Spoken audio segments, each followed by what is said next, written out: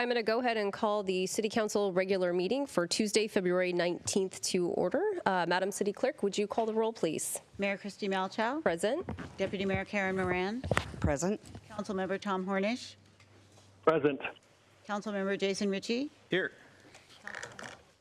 Present. Councilmember Pam Stewart. Here. Councilmember Ramiro Valderrama. Present. We do have a quorum present. Councilmember Valderrama, would you lead us in the Pledge of Allegiance, please? Yes. Please join me in saying our Pledge of Allegiance. I pledge allegiance to the flag of the United States of America and to the republic for which it stands, one nation, under God, indivisible, with liberty and justice for all. Entertain a motion for approval of the agenda. So moved. Okay, it's been moved and seconded. Any discussion? Councilmember Ross? Yeah, I'd like to add a correction of minutes from a January 15th meeting, if we can put it maybe in unfinished business. Okay. So, do we, Mr. City Attorney, excuse me, do we require a motion and a second on this to add it to the agenda? Yes. Okay. Okay, second. Okay, it's been moved and seconded. Any further discussion? Okay, seeing none, all those in favor say aye. Aye. Aye. Opposed? Nay. Okay. Okay, by a vote of 5-2, it will be added to the agenda under unfinished business. Okay. Next, we have public comment. Oh, wait, sorry, we have to back up here. Now we need to approve the agenda as amended. All those in favor say aye. Aye. Opposed? Nay. Hey. Okay, by a vote of 5-2, the agenda is approved as amended. Next, we'll have public comment. This is an opportunity for the public to address the council, 3-minute limit per person or 5 minutes if representing the official position of a recognized community organization. Please be aware that council meetings are videotaped and available to the public. The city is currently unable to accept electronic files, documents, presentations, videos, etc. To expedite comments being added to the public record, please supply paper copies only. Okay. I have two lists here. First, I have Raylene Canby, followed by Eric Olson.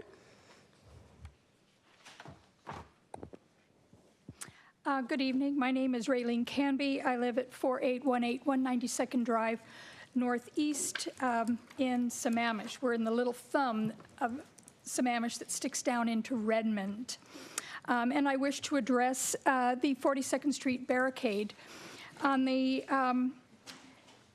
interim city manager's presentation on page 67, he lists the opening of the 42nd Street barricade as his #1 priority as a quick improvement in transportation.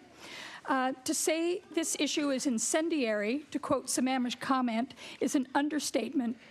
The homeowners associations of Timberline, Timberline Park, Waterbrook, and Hidden Ridge have voted unanimously at their annual HOA meetings for several years to keep the Opticon barricade closed.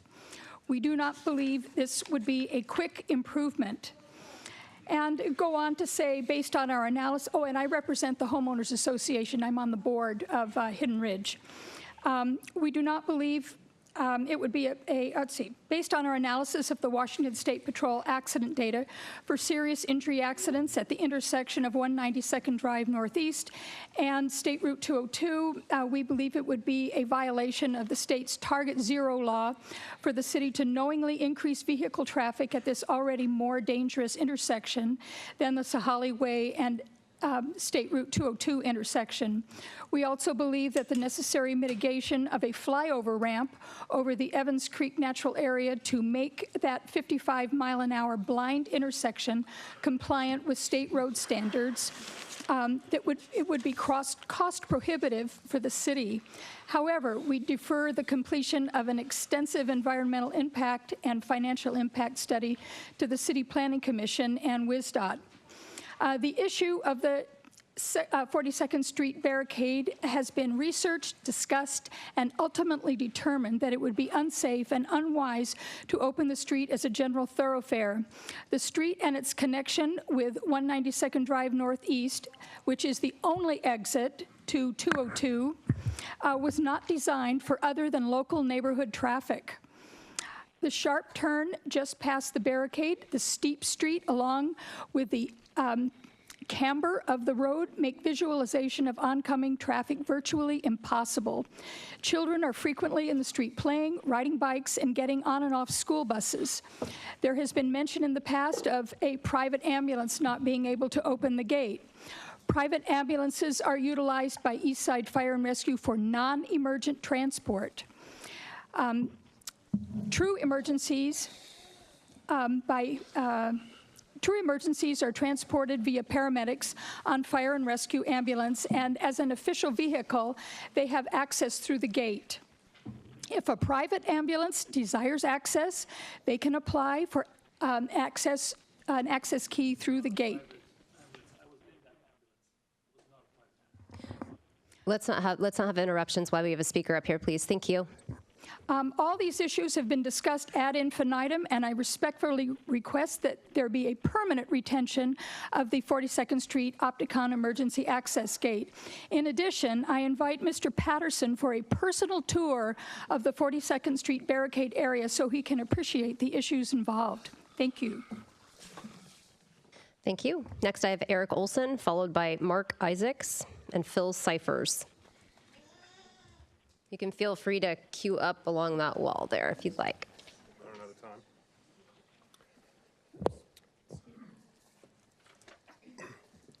Good evening. Thanks for allowing me to speak.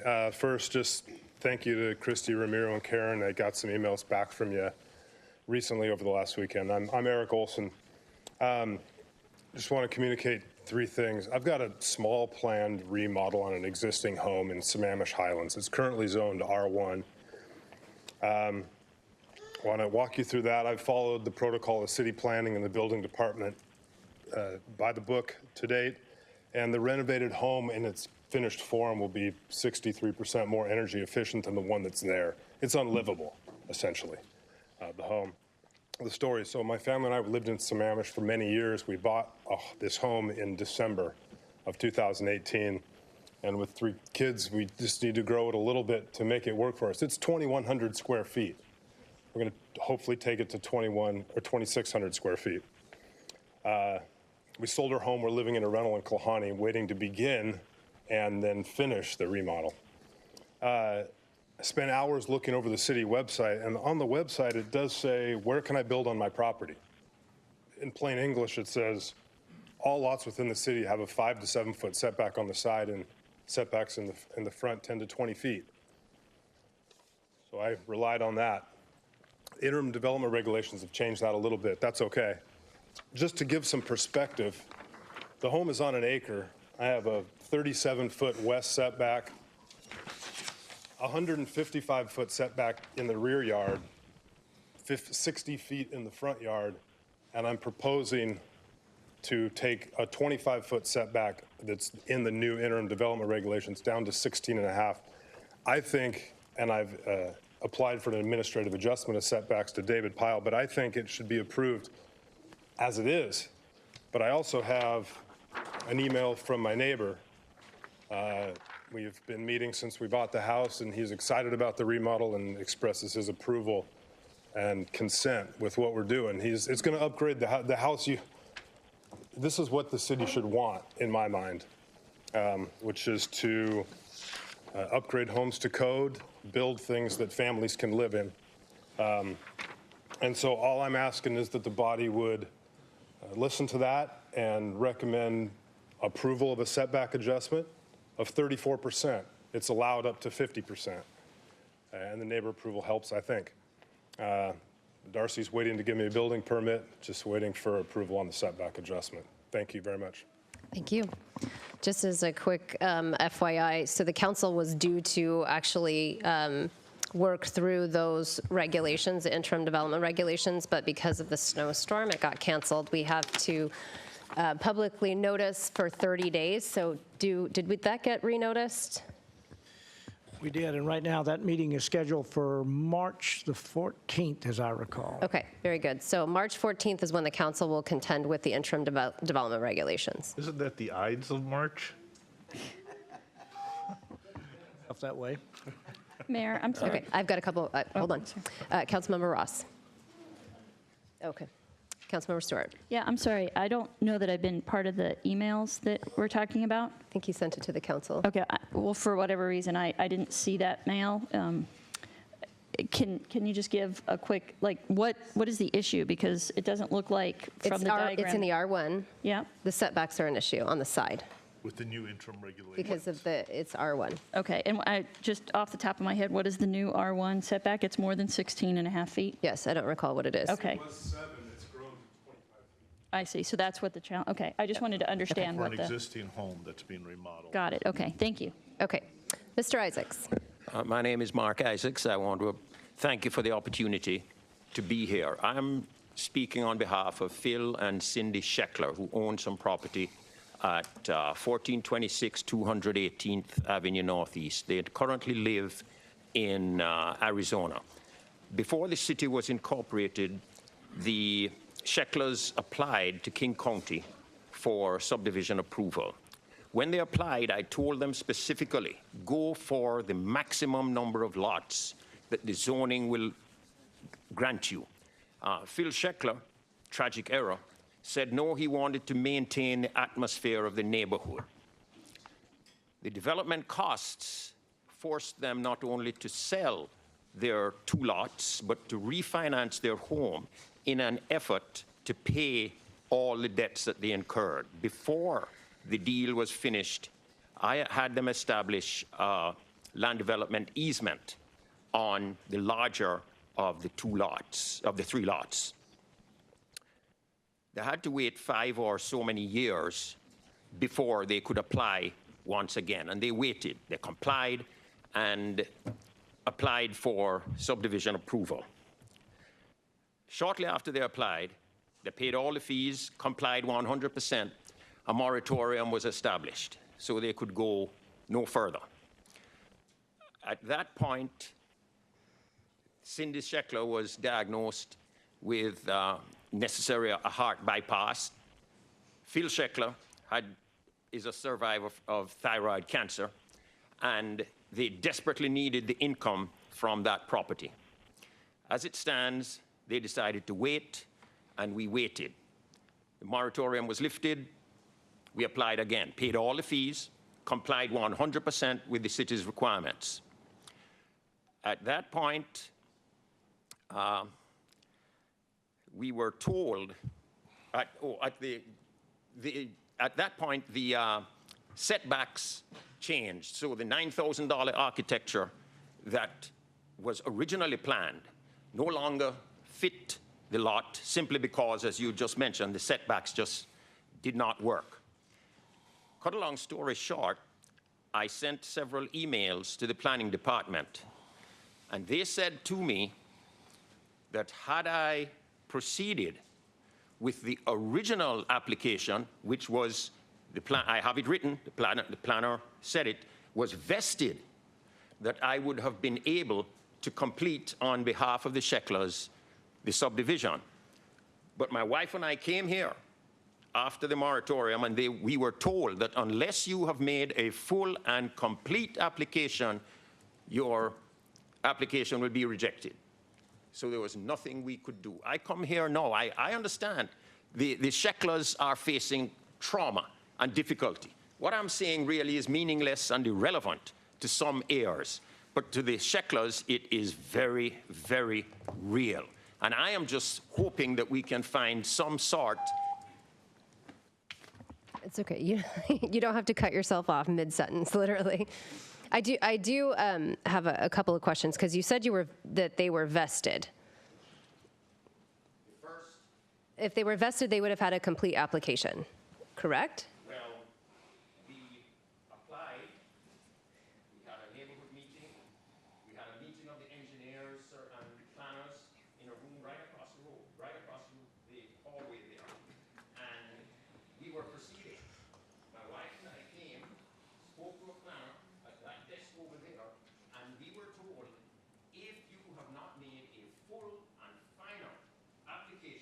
You are not vested. Right. But yet, I have an email from a planner, Andrew Johnson, that says if you had made that final application in the 180-day period, you would be vested. Well, what do you do? Somebody says, no, you cannot do that. And then somebody says, after the fact, years after, yes, you can. And the Shecklers, in the meantime, are suffering in Arizona simply because we cannot get one single lot. No. I'm in the real estate business, and as I've told Phil Sheckler, if it was me, I'd have sued the city a long time ago. But he says, let's do things. Chrissy? Okay, sir, yes. Sir, I think we can talk with planners and get a better understanding, because there's you're either vested or you're not vested, and I think there may be some confusion about where we were with the application process, but maybe we can talk to planning about that and figure logistics out there. Well, Chrissy, can I suggest that we have staff work with this gentleman to kind of work this through? Councilmember Hornish, we can't hear you. Can you speak up? I'm sorry. Can I suggest that we have staff touch base with this gentleman to kind of understand what happened and what the answers are? Yes, please. I think that would, yes. Our city manager is nodding his head. All right, perfect. Thank you. All right. We have Phil Cyphers, followed by James Eastman and Robert Orr.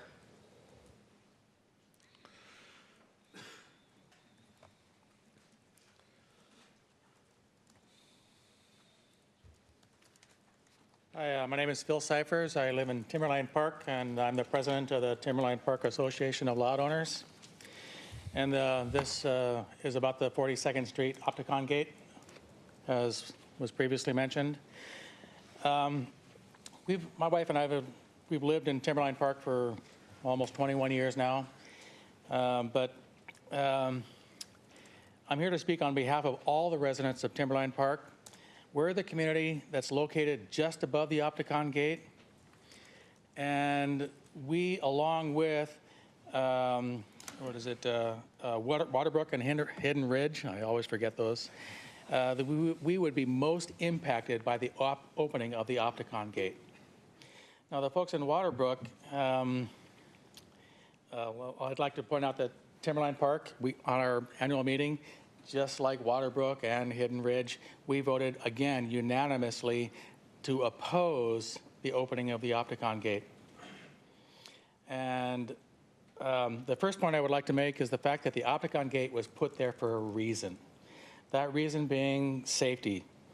The gate the connection between Timberline Park and Waterbrook and Hidden Ridge did not meet at that time, from what I was told at that time, it did not meet the requirements for a through fare.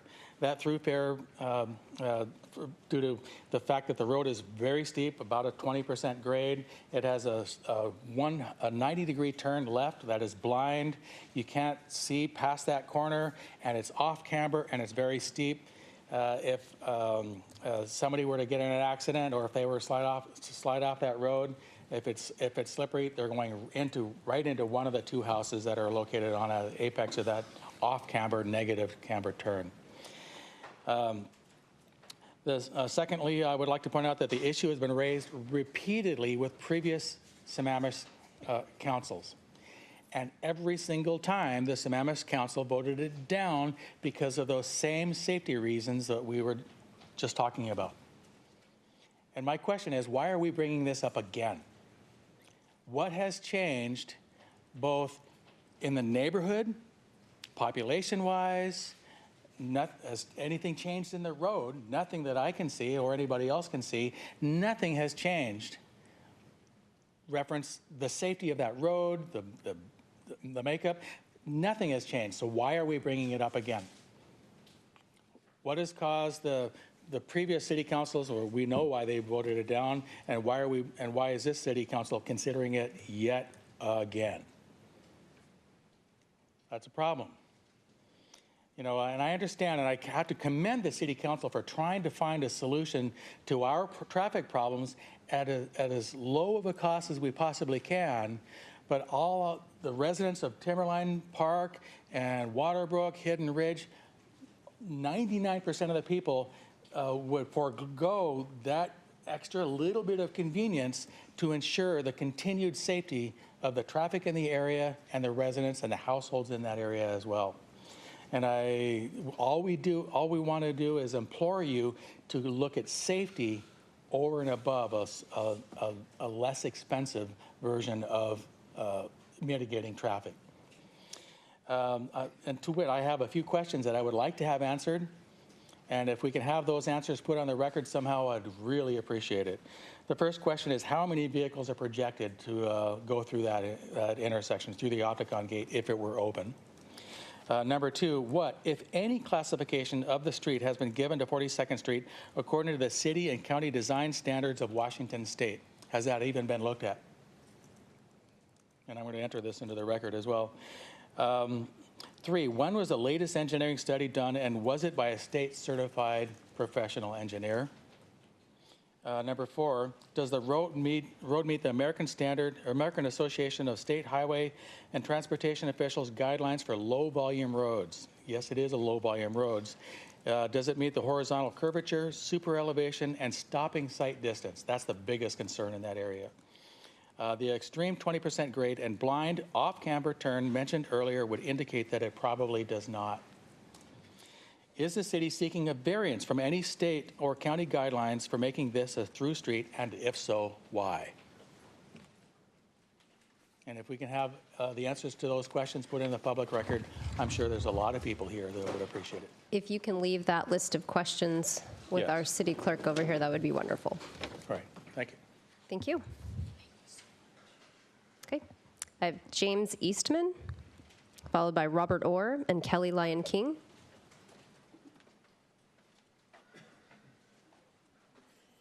James Eastman, 3636 East Lake Sammamish Parkway Northeast. I think it's been about 2 years since I got up here and probably gave my most passionate diatribe.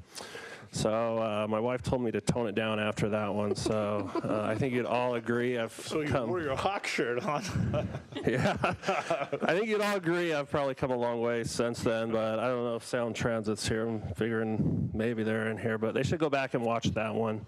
But the premises of it is we're spending, I think, Romero, you corrected me, about $1 billion on metro and light rail that our city is funding, and we don't have a seat at the table at the Mary Moore station design, given how much money we're spending to pay for it.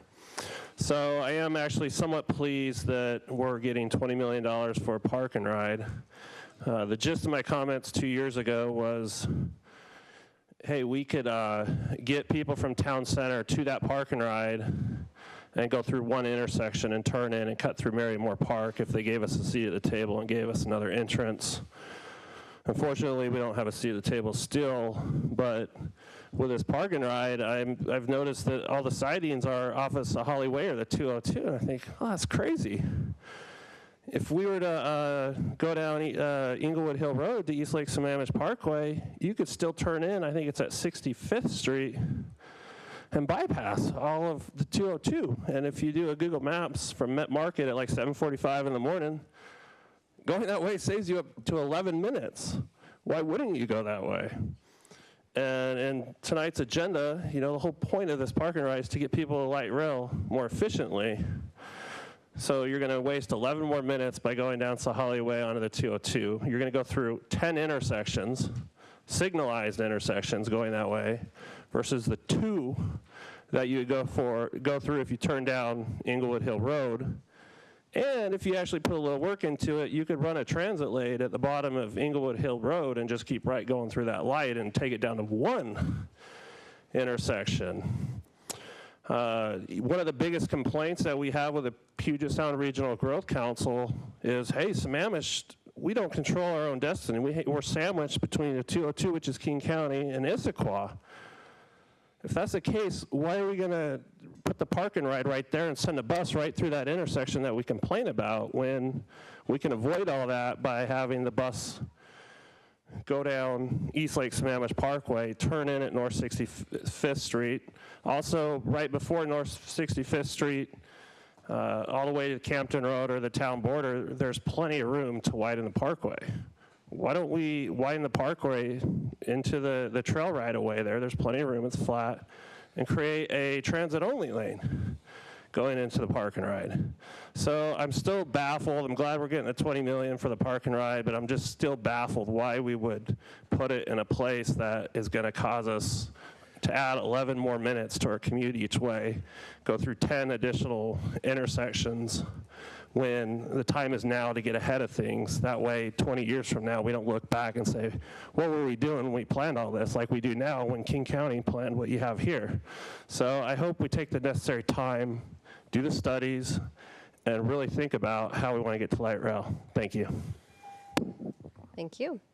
Robert Orr, followed by Kelly Lyon King and Nicole Steinbach. Good evening. My name is Robert Orr. I live in the Hidden Ridge neighborhood and would like to make some comments about the 42nd Street barricade.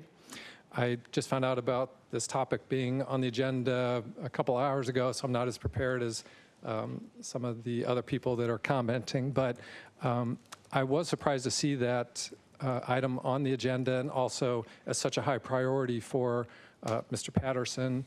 And so I can only assume that Mr. Patterson may not be aware of the history of this topic and of this barricade, as has been mentioned that previous city councils, mayors, and city managers have all been of the opinion and that this barricade should not be opened not only anytime soon, but frankly, never is my recollection of the conversations that have taken place.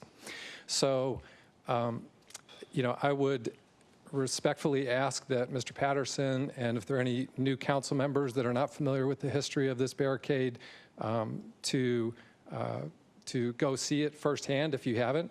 And it's, as been mentioned, there's not only one 90-degree angle, but if you're all familiar with this location of the barricade, you literally, from the top of this hill, make a hard left 90-degree angle turn and go down a steep grade, very steep grade.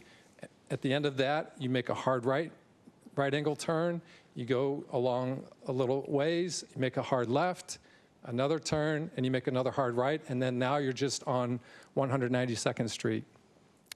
It seems that it was never intended for this to be a throughfare, as somebody else mentioned, and quite frankly, I think it's just frankly way too unsafe to consider it, and also just irresponsible to consider removing this barricade.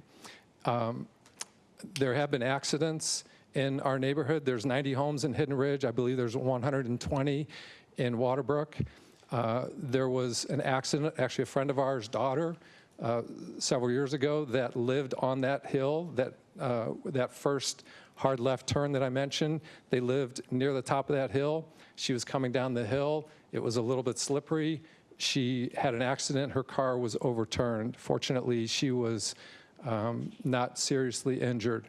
Our daughter was involved in an accident with somebody going through the neighborhood that passed her on the left as she was turning into our driveway. So there's already people drive too fast in the neighborhood as it is, and I just feel like it's extremely unsafe to even consider opening the barricade, and I hope that you'll give that serious consideration. Thank you. Thank you. Kelly Lyon King.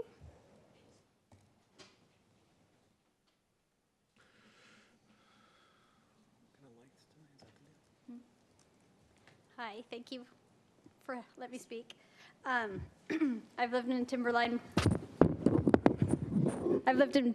for 7 years now, and it was definitely a different neighborhood when I moved in, as the area's increased dramatically in population. But there's definitely no buses for the elementary are in that neighborhood because everything's under a mile. So it is a walking to school neighborhood. All the kids, that can walk and ride their bikes. And unfortunately, with our wide streets that we already have a lot of people, like gardening trucks and delivery vehicles, and some neighbors rushing through. It's a 25-mile-an-hour speed limit in Timberline, but it's definitely, I see, because I live on the main thoroughfare, I see 40 to 45-mile-an-hour speeds pretty much every day. And me, my toddler, and my other child has also almost been hit several times. And old people that try to cross the street, because we have a trail walking in there, they've almost been hit. I've watched. So you would have to dramatically increase all the traffic calming things, like, every few feet to keep the speed down. And where I was leading to that was with the barricade, you're going to have those gardening trucks and those delivery trucks and everybody going down the steep angle that, that road is more like a mountain road when you go take a hike up a trail and you have your all-wheel drive and you're in that dirt for being able to, not slip and slide. They've done previous research about 5-6 years ago that said, a few thousand cars extra a day would be going through the neighborhood streets. But that was, 2013, 2014. And with all the population increases now, it would be, not a safe neighborhood anymore for anyone in Timberline or Timberline Park. And I'm here just as myself. I'm on the board of Timberline, but I'm just here as an individual, a concerned parent. And the reason for the barricade was probably due to when the Sahali washed out back in right after Timberline was starting to be built. So I think it's just there for the, so people can get out if an emergency is required due to something, but not as a main thoroughfare for the speeders that we see every day. Thank you, council members. Thank you. Okay, Nicole Steinbach, followed by Jennifer Woodward. Hi again. I am representing East Lake Little League. I was here back in January talking about a safety concern at East Sammamish Park with foul balls that come from behind because the fields are really close together. I have some excellent news. So we've been working with the Parks Department and the Parks Commission. And last time we met, the Parks Department had new options. So last time I was here, I was recommending approval of an option with foul ball netting that would be $66,000. And tonight I'm here asking you guys to approve a netting option, which is $12.3 thousand. So quite significantly cheaper, and we think will solve most of the problem. The other thing that's great about this solution is that would be in place in the early part of this season. So we could get it in place as soon or before our children start playing. So we have that protection for the people who are watching the games. So this is an agenda item later on in the evening. I just wanted to say, hi, I'm here. I want you to vote for it, and we're aligned with the Parks Commission. So thank you.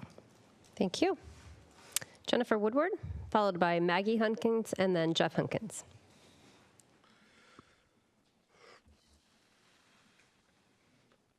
Hi, everyone. My name is Jennifer Woodward. I'm a 20-year resident of Sammamish, shortly after incorporation. I'm here on behalf of... I think we didn't get your address there. 4335 209th Avenue Northeast. Perfect, thank you. In the Timberline neighborhood. I am here as a concerned resident. I'm also here, as a few of the other people have stated, a little bit in disbelief that my city council is wasting more time and energy and money on an issue that was laid to rest a few years ago. So I guess my question is, and my concern is, why is this being rehashed? Has the city manager not read the previous information that's been posted? Why is this up for discussion again? There are more than 200 Timberline driveways that spill into the main roadways that would be affected, not to mention the 500 plus homes that are already in Timberline. Kelly did a great job of mentioning we are a walking community. So Timberline Ridge, Timberline Highlands, Timberline, we are a walking school. So when I moved in 20 years ago, there were 5 toddlers on my street. We now have 12 school-age children just on my one cul-de-sac. So my children are older. They don't walk to that school, but I work at that school. I walk to that school. As Kelly said, it's the traffic in the neighborhood, more cars, more people, not following the rules, not following the speed limit, and that's going to get worse. I was part of the original group that was against the opening of the barricade. I did help create and get information about it, and that was so many years ago, and it was already several thousand cars a day that would be added at peak times. We don't even want to talk about GPS, which at that point was really not even something that people thought about. We've had rollovers on that street. We've had, if you go and look at the road, there are skid marks, and those skid marks are actually from the garbage trucks that struggle to manage the slope and the curve on that road. I have a number of talking points that have come up before, but I think I'll just save them. I think if this goes further, it would just be a gross misuse of our city funds and our taxpayer dollars to continue with this. Frankly, like this gentleman, I only heard about this today, that it was coming onto the council, and that's why I'm here. I have never, ever come to speak at a council meeting before. This is just atrocious that this is back on the table. It needs to just remain closed. It can be opened when it needs to be opened for emergency reasons, or there have been times where there was an accident on Sahalli, and to help mitigate, it did get open for a couple of hours. And I think the people of our neighborhood are totally okay with that. But to have this open and be a thoroughfare, not acceptable. Thank you. Councilmember Ritchie, sorry. I know you've had your light on, and I got an autopilot over here. I apologize. No worries. Please. Thank you. So I went on the tour in 2017 for the barricade. It is a crazy hill. It is a serious danger. I don't think anybody that's been there or lives there contests that at all. Just for clarity's sake here, the way I read this, and I'm not speaking for my fellow council members, but when I read this, the city manager's report here, what I think the intent here is to plug in these A through H possibilities, and I get that number one isn't a real possibility. I accept that. I agree with you. But I think the goal here is we have a concurrency traffic failure on Sahalli now, and we're trying to figure out what the most cost-effective way and safest way to deal with that traffic failure is. I don't think that removing the 42nd barrier, the barricade at 42nd, is the right answer. I don't think anybody does, but I don't want to speak for anybody else. But having said that, these are ideas that you can plug into a model to see if you remove the barricade, what happens to traffic. If you put in a climbing lane on Sahalli for buses and cars, what does that do? How much does it cost? What is the impact on traffic? What is the impact on safety? You put all those into a model, and then it's presented to us as a council. These are ideas. This is proposals, suggestions. What happens if we do this? What happens if we do that?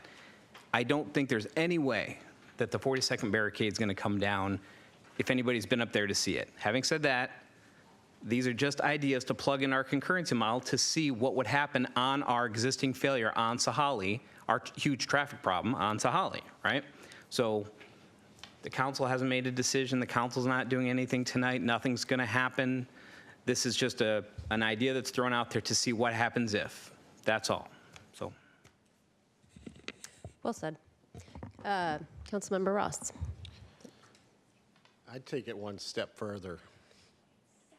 I went to that intersection, and it is a safety issue, and it's cost prohibitive to even fix it. I think it is counterproductive and creates undue anxiety to the residents in that area to even consider it. If it's not something we're going to do, it's not a road. Therefore, it doesn't get modeled. Take it off the list. So I make a motion. Okay, I do need to ask that there's not clapping in the audience. We still have people that need to speak, and it can deter people from wanting to voice an opposition. So if you'd please just hold all applause. Thank you. Okay, I'd like to make the motion that we remove the 42nd barricade removal as a consideration for TIP and modeling. Don't we have to wait till after public comment, because there are a lot more public comment coming? If that's point of order, I'll defer. I don't know if we have to wait. I think you can make a motion at any time. We may have other comments, so either I understand, but what I want to get clarity, because he made a motion. It requires a second to have any discussion, but. Trying to expedite and save time. It does require a second. I'm not a parliamentarian, but I'm also not aware of any provision that does limit the time at which a motion like this could be made. Very good. There are folks like to speak. Okay, so we have a motion on the floor. It does require a second.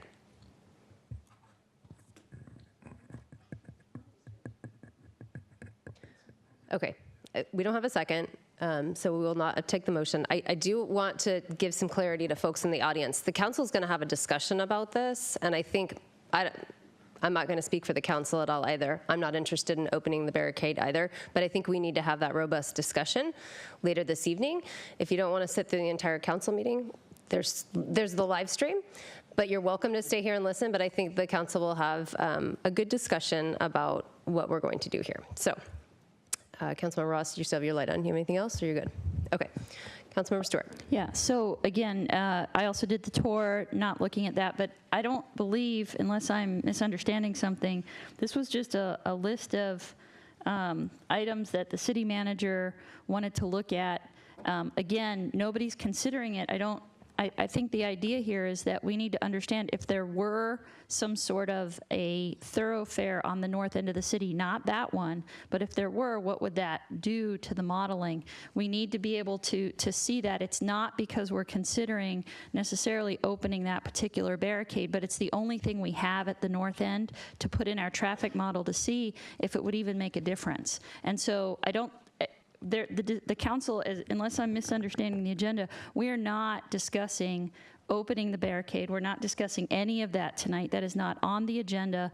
That none of that is even, unless, Madam Mayor, if I'm misunderstanding. So I just want to put people's fears. I don't want there to be anxiety. I don't want anyone to worry. We are not reopening this discussion. The city manager just needs permission to be able to go forward and do some modeling, because I think if you heard Mr. Eastman talking, there are potentially other places where we could build some sort of a northern thoroughfare, and we need to understand if doing that what that would do, and we don't have any other roads there today to be able to plug into the model. So I think it's fair to say that I don't believe, I haven't known Mr. Patterson very long, but he's a very good guy, and he is certainly not trying to stir up any anxieties. He's not trying to do anything incendiary. He's just trying to make sure, he's really not. There are times when he does try to do that, but not this time. So I do want to put people's fears to rest, that we aren't trying to waste any time and money rehashing something. And as a matter of fact, he sent an email today that said, even if in someone's wildest dreams, I'm not quoting him here, that we wanted to do that, there would be a lot of other work and a lot of other considerations that would have to go into that. So that is not what's being discussed here today. It's just because we have to look at options, because we haven't completed our TMP, and we need to be able to kind of throw some spaghetti on the wall and know what kinds of things. So I want people to know that we are not doing that. So please don't fear. And we don't want cars in the morning rush hour speeding through where we've got hundreds of elementary school kids walk into school. Councilmember Valderrama.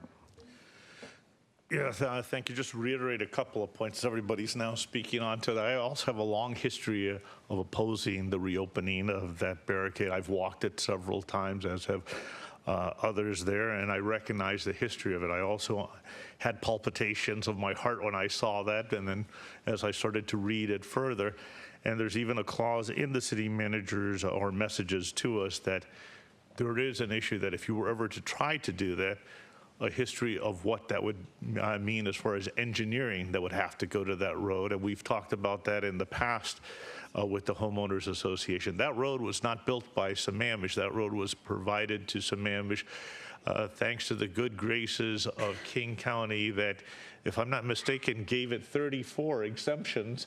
And then when they finished it, they're the ones who closed the road off and said it's not drivable. So that history is not lost upon us on that. And this is, as I understand it, a process that's going through to look at numbers onto it. And I can assure you that many eyes will be on it, and we'll have that robust discussion after hearing the rest of your good comments and later today. Thank you. Deputy Mayor Moran.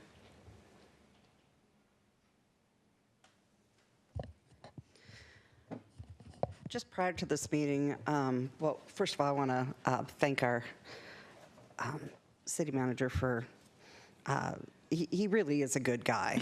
He does like to stir up trouble, but he really is a good guy. Don't be waiting for him outside. Let me give you his license plate number, though. But the whole idea that, from what I read this, the whole idea was to get the read of what it would be in from the program of lifting the barricade on the program, not in the computer of lifting the barricade, so that in the computer, when you run the model, if that barricade was gone, to see what the traffic flow would be. Not in real life, but in your own computer game, if you lifted the barricade, what that traffic flow would tell us, so that you could see if there was another route out on the north end of the city, we could see what it would do. Now, right before this meeting, I had the opportunity, along with Mr. Peterson, to meet with somebody who we've met with a few times, who's got some other ideas of other ways to perhaps get off of this north end. So I would like to suggest that a subcommittee of this council go forth and myself and maybe Tom and Jason and, a subcommittee of this council, we continue to meet and come up with alternatives from the barricade. So we don't have the barricade as the issue, but have alternatives away from the barricade. But the idea is to have another route off of the north end. Not to use the barricade, but we know we need another north end route. So I'm sorry everybody got all upset about the use of, but if you read it carefully, it was really to use that as you would a computer game, is to lift it as the model, take it off the model, and to see how the traffic would flow. So we would see how badly we do or do not need a north end route, and so that was the whole idea. But I do propose to the council that we do have a subcommittee, and we do continue on with that subcommittee, working with our city manager, and continue on working on different ideas to have another northern route. I think all of that will come to fruition later when we kind of go through that list. Yes. Councilmember Ross. Well, shortly, I find it illogical that if we all say we're not going to remove it, why do we waste time and energy to consider it? And so I hope someone brings this up later in the meeting in a motion, since I can no longer bring up the motion since it was already not seconded, so someone else will have to raise it. But I encourage that removal of it from consideration, because no one has expressed an interest of re-examining it, and none of the facts have changed that would make us consider opening it. So just one final note along those lines, Councilmember Ross, is that when we go through this exercise later this evening on the options, I think it was well stated, like a video game. I don't remember who used that analogy. But I think I have a ton of notes in my tablet up here on this subject specific to the barricade itself, because I have a sneaking suspicion that if you open the barricade, you will far exceed our own public works standards, road classification for trips on that roadway, which is evidence enough to say you shouldn't open it, because the mitigation required in order to contend with the trips on that road will exceed what we need to do over in Sahalli. And this is all relative to Sahalli. That's why this is coming back up, and this is a plug and play. What do we do if we do this? What happens if we do this? What happens to the trips? Because right now, Sahalli is failing. We have too many cars on Sahalli right now, and that's what this is about. And the barricade is on there only as a, if you open it up, what does it do? If we have 3,500 trips or whatever it is that really going to make any difference to Sahalli? It might not, but it might also trigger mitigation that is required over there, which means we'd be spending money here and here, and it doesn't make sense. But we don't know that, and we don't have that argument if we don't try it. So I think that's, I'm not in favor of opening that either. I have been there many times. I have run up it. I have walked up it. I know the reverse camber well. I was there just a few months ago and took a picture of it, because it is so eye-opening to see the reverse camber. But at any rate, I think everyone up here has said, please don't panic. It's just an exercise, but I think if we decide to go through and look what it does to the model, it may give us the answer we need anyway, which says we can't do it because of this. Not because of the reverse camber, but because of road trips, and the reverse camber would require some mitigation. So, Councilmember Valderrama. Just following on what you're saying, it's possible that if we got that information, it might even support what was mentioned earlier of a permanent barricade being put up if those numbers were to show it. I think if that's the way we're going, I think that would be a positive step forward. Okay, I have no more lights. Quick, Maggie. run to the podium. We're going to go together. Okay, very good.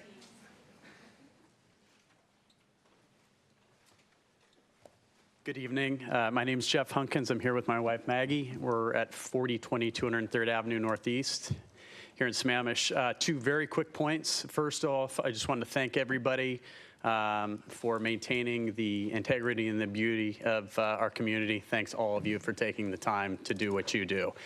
Secondly, I just wanted to communicate with you. Obviously, there's a lot of emotionally charged thoughts around this. We're here just as our fellow neighbors without any real notice to be here. But I just want to recognize the fact that we stand before you to say that we strongly oppose, of course, opening the barricade. But I do understand the challenge of trying to move traffic and the challenge that you're faced with. And I want to recognize and thank you, not only for your response tonight, because it's encouraging, I think, to all of us to hear you, but I also, for lack of a better way of saying it, wish you all the best in terms of trying to identify an efficient way that satisfies the community and maintains the integrity and the beauty of where we live. Thank you. Thank you. Is there anyone else that would like to address the council? Yes, please. If there's anyone else, you guys can just queue up along the wall there.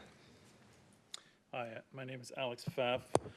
I live on 20012 39th Lane Northeast.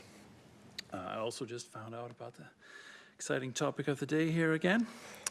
To my recollection, I think we never really did make any concrete decisions on the 42nd Street barrier. We just kept postponing the decision about anything because it was just too much of a hot topic.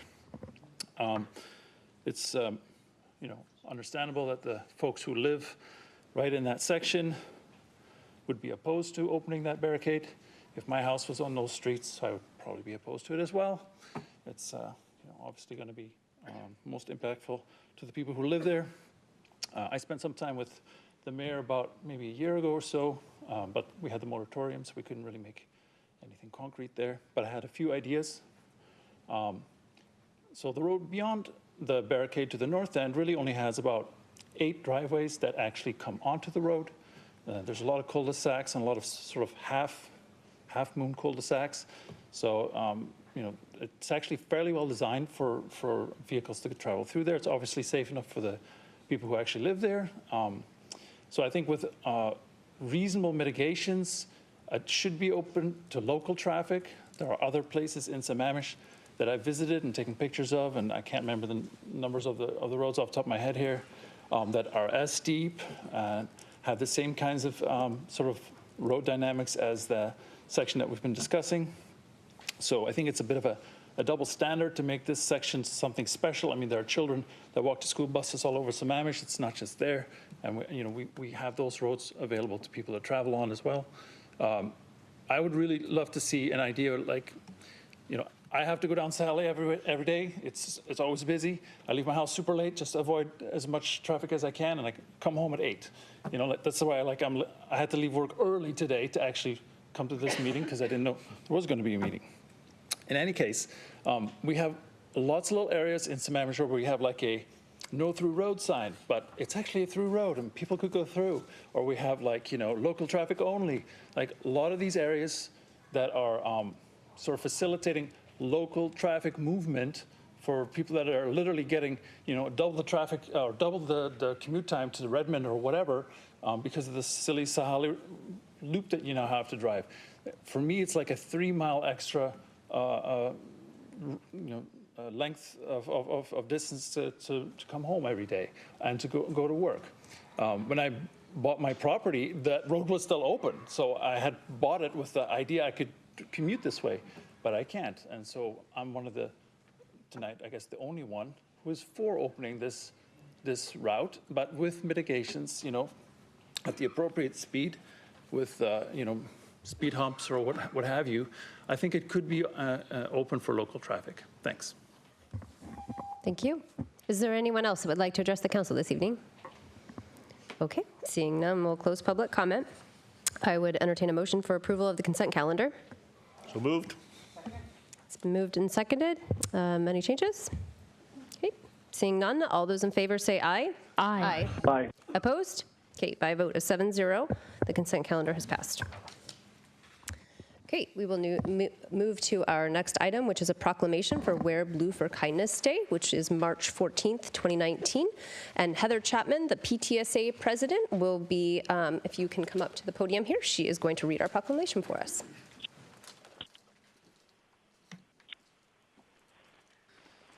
Hi there. This is Sarah Kimsey, also McCullough PTSA Executive Vice President. Proclamation states, Wear Blue for Kindness Day, March 14th, whereas Wear Blue for Kindness, WB4K, began in 2018 as a response to the growing acts of violence in schools. The McCullough PTSA wanted to engage our elementary school students in an age-appropriate way to help them learn and express empathy and kindness for everyone. With the help of the school staff, the school district, and the Lake Washington PTSA, we created a day for students to wear blue, the color of peace, perform random acts of kindness, look out for those who are lonely, and reach out to make new friends. Whereas the 2018 event was shared across the district and many preschools, elementary, and middle schools around the state got involved, we even had a school from another state join in. Thousands of children participated, and each organization put their own spin on the day. Very good. Thank you so much. Okay. Our next item of business is a presentation on the East Sammamish Park baseball field safety discussion and recommendations. Mr. City Manager. Yes, Madam Mayor, members of the council, as Ms. Fesser makes her way forward, you'll recall this item did come to you I think towards the end of the year or the first of the year. Does involve some safety at the Little League Park. I think that was well explained to you what the concerns are. And we had asked Ms. Fesser if she and her staff could take a look at this. They have looked at it. They've developed some options and discussed that with the Parks Commission. And they're here this evening to kind of talk to you about what those options are and what the Parks Board's recommendation is.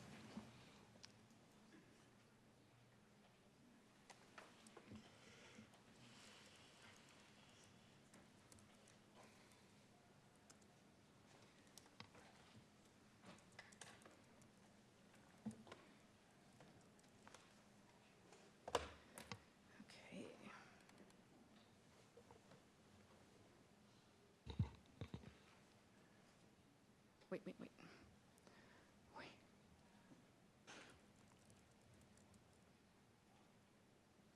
Will that show it? Okay.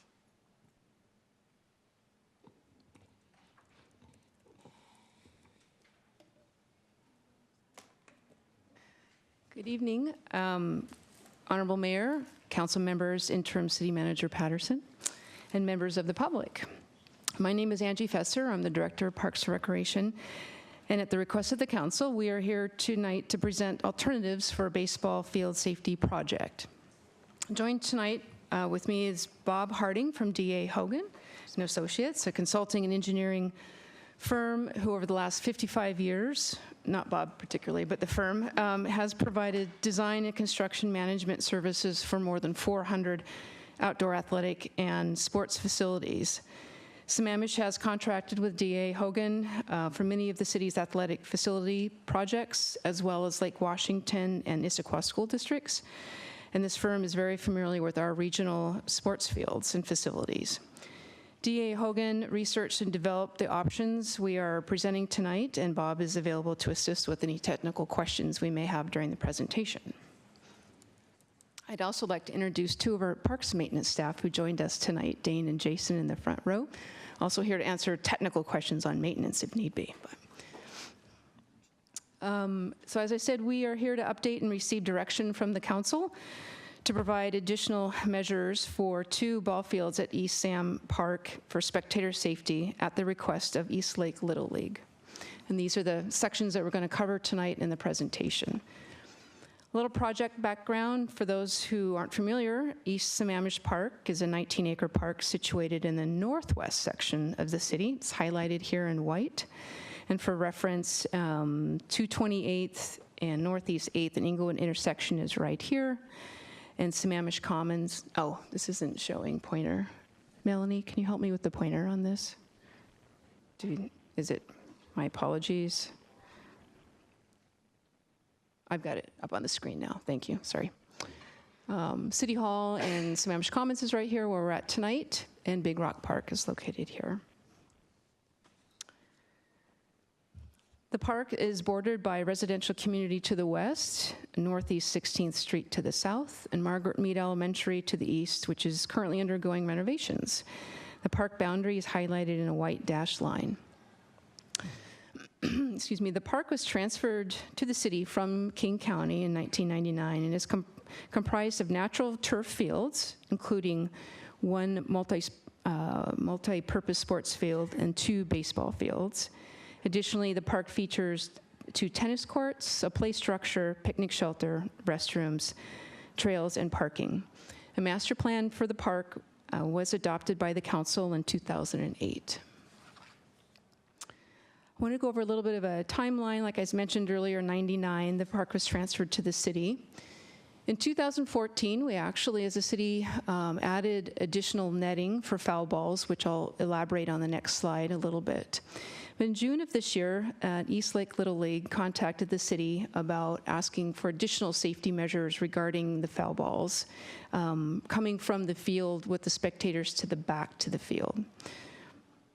In January of this year, there were 4 preliminary options presented by the staff to the Parks and Recreation Commission. And we worked through a number of those ranging from $47,000 to $110,000. And at that time, the Little League preferred option number 4 that covered the entire spectator area. And at that time, city staff were requested by the commission to explore additional solutions and review the park's capital improvement plan for possible funding sources, because this project is currently not in the park's CIP. In January 15th, the council directed the staff to do further research after public comment by the Little League into additional options, which we have done since that time and will be presenting later tonight. On the 6th of February, we went back to the Parks Commission and reviewed some of the new options, and they provided a recommendation, which I'll cover later this evening as well. So again, here's the addition that occurred in 2014. Originally, the netting on the sides of the fences were triangular in shape and a little bit limited. They added the larger rectangular netting, and this project cost about $75,000, completed about 4 or 5 years ago. I want to talk a little bit about our user group, Eastlake Sammamish, and how much they use the fields, quite a bit. And these are statistics from 2018. They do rent the fields 7 days a week, and they have about a 3.5-month season in the spring. Not only do they practice there, they use it actually as their game field, beginning in late March, Monday through Friday, about 1 game per field due to lighting limitations. On Saturday, a few more games, and Sunday a little more limited. They do provide practice and games for 3 of their 7 divisions and service about more than 200 youth by using these fields in there.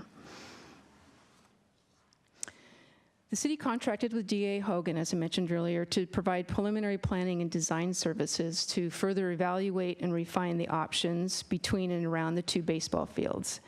DA Hogan evaluated the Little League's preferred option and determined that more than likely would not be completed prior to the beginning of the 2019 season due to the complexity of the installation that it would require. So we explored additional safety measures that may be implemented either before or early in the 2019 season, and those are the ones we're going to present this evening. I just want to orient you a little bit to the field and what is available there. So field 1 and 2 with an existing baseline about 25 feet from home plate, as we can see here. These are the covered dugouts on the field. These are the spectator bleachers that we're looking to protect a little bit better. And then this is the covered scorekeeper's booth as well. The area that is of concern is right in here where the spectators sit. So if there's a game happening here and there's a foul ball that comes over into this area, it's to the back of the spectators and a little harder to see than in a traditional game. Area concern to the Little League is also this aisleway here, as well as children and tend to play and be in this area and can be at risk as well. So one of the first options we explored was actually shifting the baseline back closer to the backstop, up to 10 feet closer. Would basically just relocate the baseline, the bases, and the foul poles. It's something we could do in-house with our existing staff before the season would start and cost about $2,000. That's one option. Another option is B1 and B2. And these are more specialized netting, kind of a hood netting over the backstop area. This one we call the two-post, pretty technical there, but it basically covers this area, and here you still have the option of moving the baseline or leaving it where it is. And how this really works is when the netting above the home plate is here, it actually creates a safety zone of this area right in here. And then if you do that for the field on the other side, you create another safety area right in here. So the purple is the more safe area, although you still have a little bit of exposure in this narrow area here. This could be done with custom ordered netting and installed by our crew. Preferably, we try to do it before season or right at the beginning of the season. An estimated cost is a little under $10,000. Angie, I have a quick question, and it'll probably apply to both option B1 and B2, because you had said it would cost $2,000 to move the baseline back. Is that incorporated in the cost or on top of? No, so the baseline movement is like a menu tonight. Okay. So the baseline movement is one option that you can or cannot do, or choose not to do. And then these two are kind of an either or option with the hood netting. Right. I think maybe I should clarify my question. Your cost estimate for B2 here is $12,300. Is that with or without moving the baseline? Without. This is a standalone. Okay. This is a standalone cost for each option. Thank you. Right. So again, just kind of elaborate. This is the same concept, but with a larger netting. It goes out to the three-post option. Highly technical conversation there. But as you can see, it significantly expands the safety area as well. Does increase the cost a little bit by about $2,000, but could be done in-house. And again, custom ordered netting for that, and then our crew could install that. This option was actually, I'm sorry? Is that the same safe zone as we saw in the option earlier?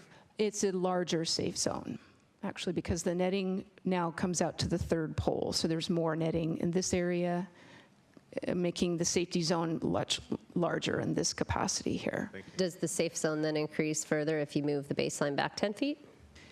No, that's pretty much the same. I can have Bob elaborate on that if need be, but I think for the most part, it's about the same because of the hood. It's keeping the ball from coming up and out of that area.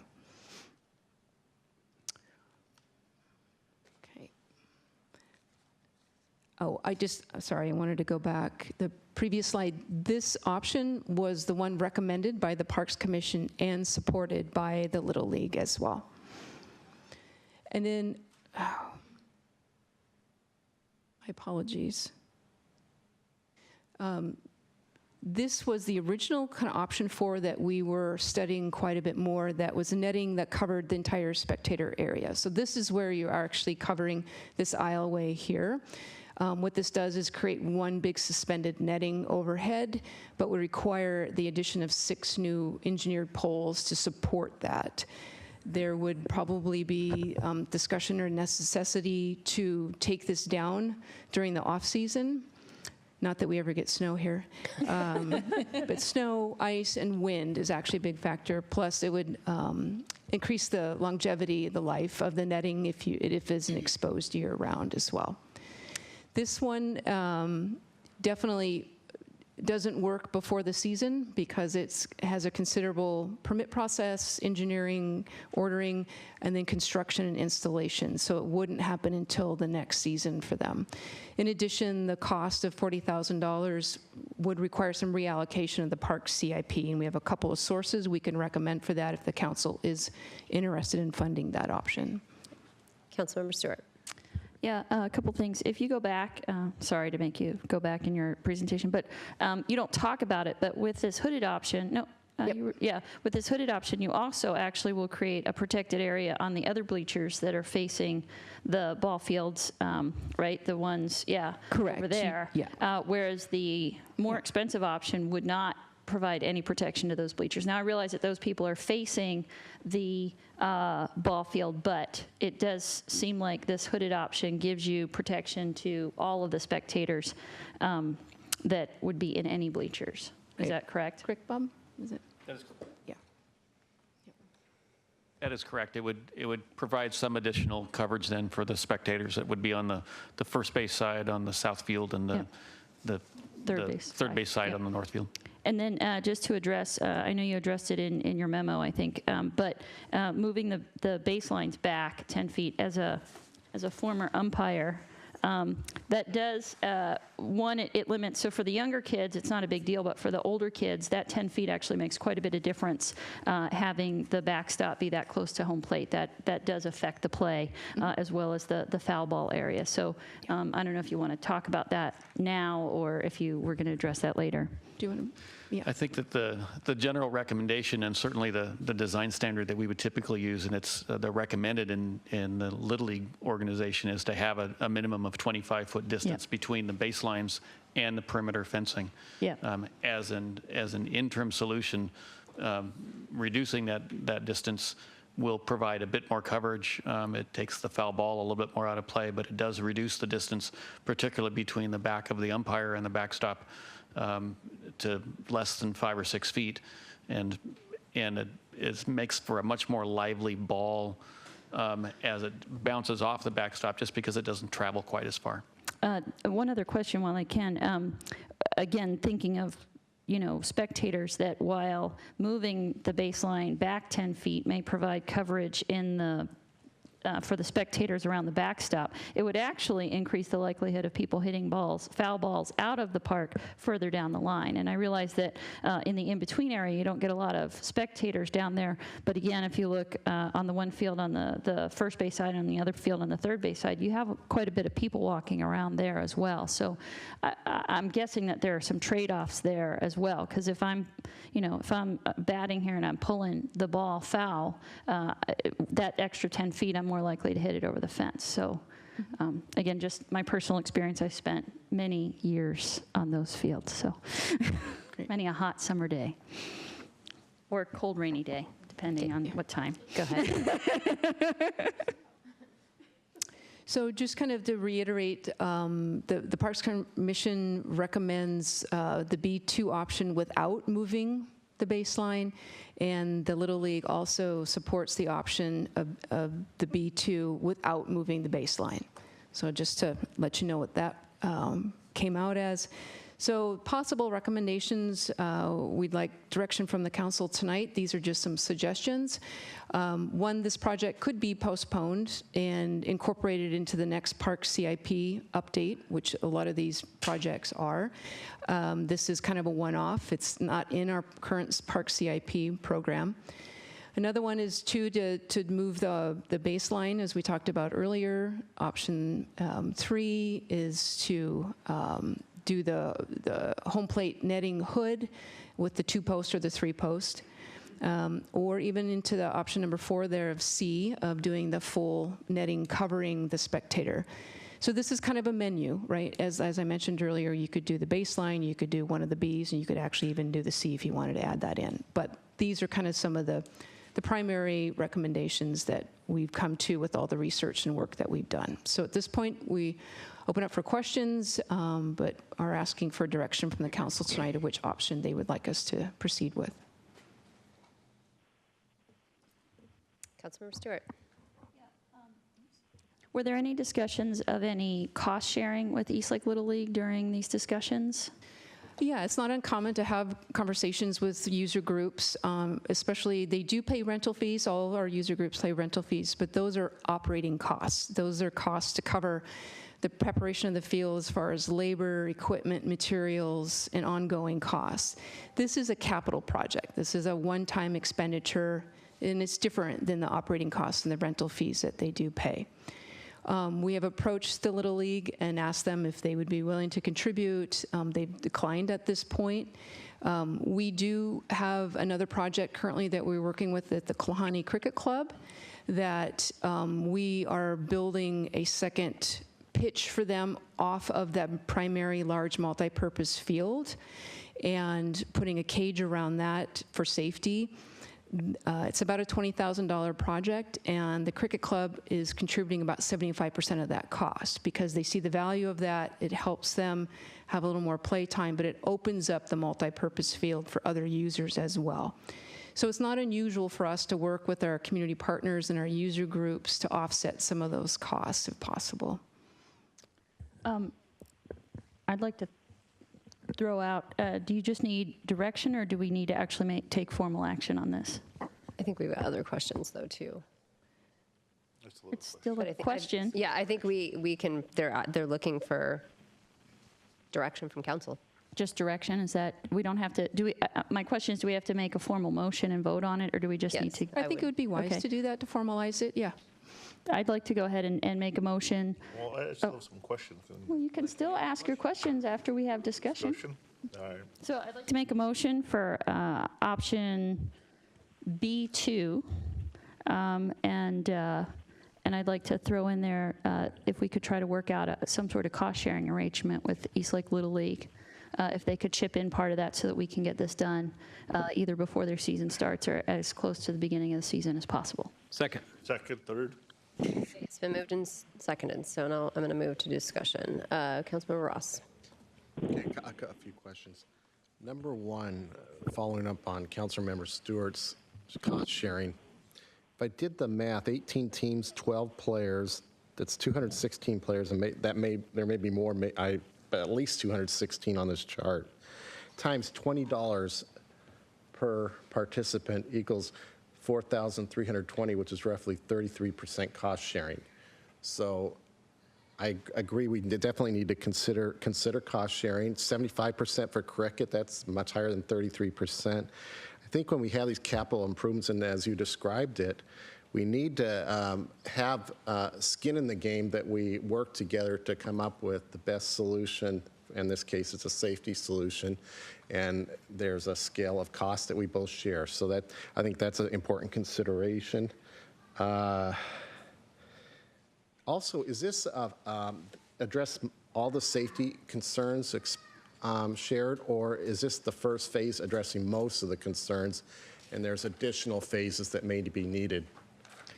I think at this point, this is the solution that the Little League is supportive of and agreeable to. I don't see any beyond this at this location.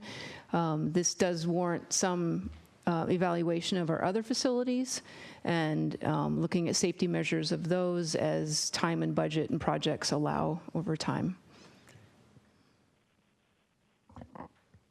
Okay. I've got a question. Oh, yep, I got you in the queue. Councilmember Valderrama. Okay. Yes, and first of all, thank you for the presentation that you had made. I also support the recommendation for B2, and I just wanted to go back, and I understand this is a capital project, but don't we, at the end of the year, sit back and look at the cost, whether it's replacing the turf fields and seeing what the rental rates are and going through? So if they don't do a cost sharing, wouldn't they be paying for it out of new rental rates that we'd be raising, or is that not the case? I know that we haven't been good at going to 100% reimbursement. Correct. So that is done every year in the fee schedule that the council adopts, and the rental rates are in there. The 2 years that I've been here, we haven't adjusted the rates. But we do have direction from council on artificial turf to try to recover as much cost as possible to replace those fields every 10 years. So that discussion does happen during the fee schedule updates periodically. And as I recall, one of the things that one of the advantages of the cost sharing is, should we really go after the real cost of this? As I recall, it was multiples of what we were charging before. So I think it would behoove to look at a cost sharing versus pushing the council to look at full cost recoveries. Mm-hmm. Thank you. Councilmember Ritchie. Thank you. Angie, is this the B2 proposal, the one that's got support from Little League and Parks? Yes. That would be a permanent installation. Is that correct? It's not going to come down in the winter? No. Okay. Do other folks other than Little League use this park for baseball activities? No, this is the only group that schedules the facilities for baseball. We don't play softball there. That happens actually at Beaver Lake Park. So it's locked up. No one else uses the park? No Well, we don't schedule rentals in there. There's probably informal play that occurs when it's not being used as a formally rented, but it is heavily used by that group during that time, during baseball season. Right. What I'm trying to get at here is that I think that there's a safety perspective here. I'm in favor of B2, and I'm in favor of trying to pursue cost sharing. Having said that, I think it's important that we do this now, or as soon as possible, just purely from a safety perspective, because people are going on the fields. It's a park. There's open areas. People are walking around, and if they're anything like me, they're hitting a lot of foul balls. So, I mean, it's the kind of thing where I think you need to at least think about the safety of others, even if they're not, in a monitored, managed Little League, right? So, to me, I think it should be done post-haste, and I think it's the kind of thing that we should have maybe done a long time ago, but I'm glad it's getting done now, and I think if there's an opportunity to get cost sharing, great, let's pursue that. But I don't want to delay it going in for another season just because I think the risk to the city, the risk to the citizens is significant, or we wouldn't be talking about it. So thank you for the time and energy you guys and the Little League put into this. Thanks. Deputy Mayor Moran.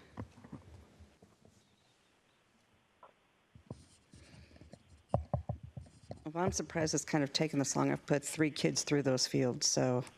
And one of them got bopped on the head with a ball. So, so I'm totally aware of the problems over in that area. By the with that being said, and having a husband who served on the East Lake Little League board years ago, it just seems to me like this is something that should be a cost that is shared between East Lake Little League and something that comes out of the budget for the parks. So I'd like to see a kind of a cost share. Councilmember Hornish. Yeah, 2 questions, Angie. B2 still requires a reallocation in the parks budget, does it not? Yeah, it's 12,000, but we can pull that out of our capital contingency reserve, so we're not necessarily pulling away from any project. The larger option C at 40,000 would require a little more formal reallocation of park CIP. So. All right, thanks. Yeah. That's good, thank you. So my second question is a clarification on the motion, because I'm trying to figure out if we pass the motion as made, what if there is no cost sharing? Does the city go forward with 100% then? So, but I'm not real clear. We're giving clear guidance if we say, let's do B2, but try to get cost sharing. But what does that mean? We can button that up, I think, on our end. I have a couple of questions. Did the Parks Department discuss cost sharing? I mean, did we discuss Parks? The Parks Commission. Oh, the Parks Commission. Was cost sharing brought up at the commission level? Parks Department. I think there was a little bit of discussion, but they didn't formally recommend it. Okay. So here's my concern with the cost sharing. I actually have a couple. So they declined to share.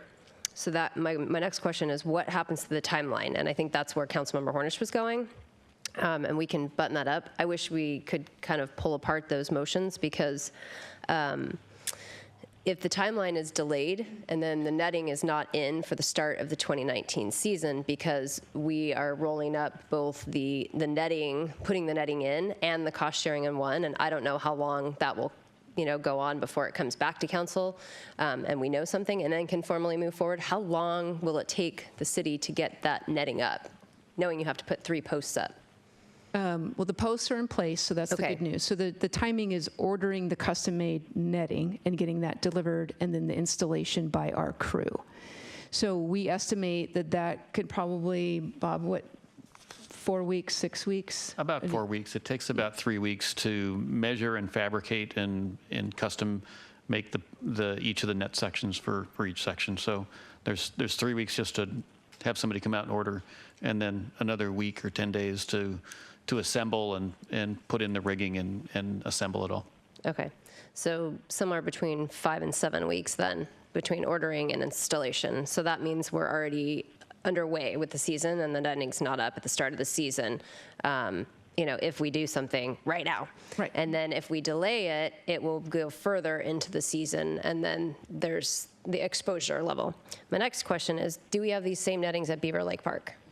We do not. Okay, so now here's my next question, because Sammamish Little League plays there. Are we going to hear from Sammamish Little League that we need to put the same netting there and be in the same position where either we're going to set a precedence one way or the other?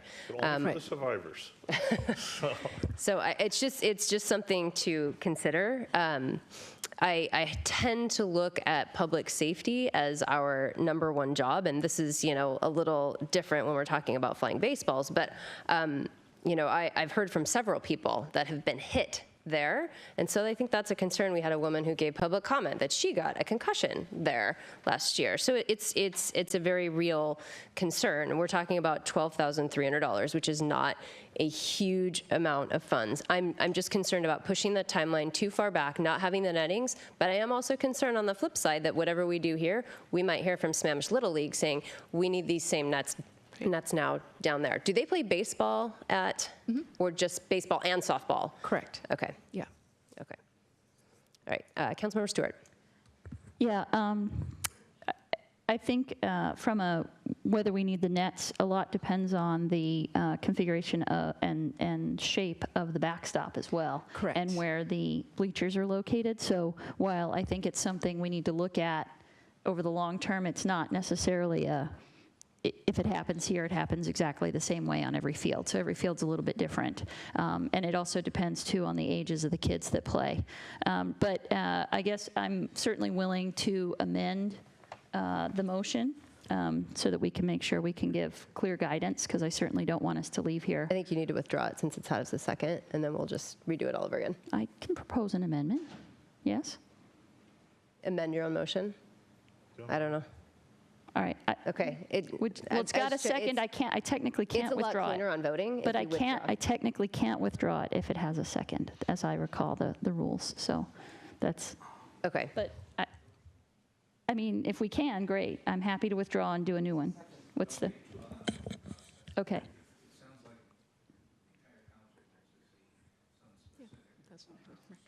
Very. Okay, great. So I will withdraw my motion and make a new one, if that pleases the council. So, so I'd like to make a motion that we move forward with option B2, and then in terms of cost, that we don't delay that we look to a cost-sharing option if we can't find a upfront sort of capital payment option. Then what I think we need to look at is how we amend our fee schedule to recuperate those costs, so that we don't create a delay today, but we still end up recuperating the costs over the next year-ish.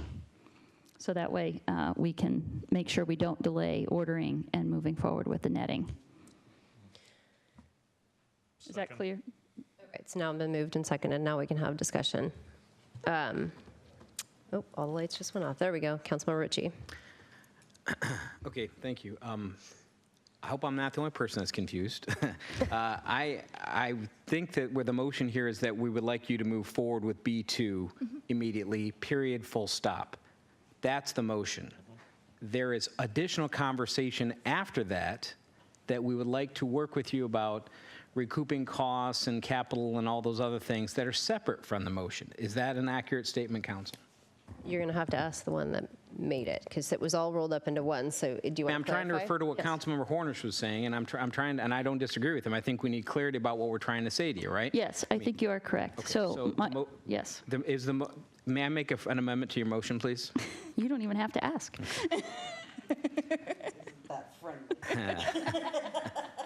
Always. I'd like to amend the motion to say that the council recommends, directs, asks you to move forward with, God, is it B2? Is that, yeah, B2 as soon as possible, period. Second. Okay. The amendment has been moved and seconded. We are now discussing the amendment. Any discussion? Nope. Okay, so then we will vote on the amendment, which is to execute on option B2 as soon as possible. All those in favor say aye. Aye. Aye. Opposed? Okay, by a vote of 7-0, the amendment has passed.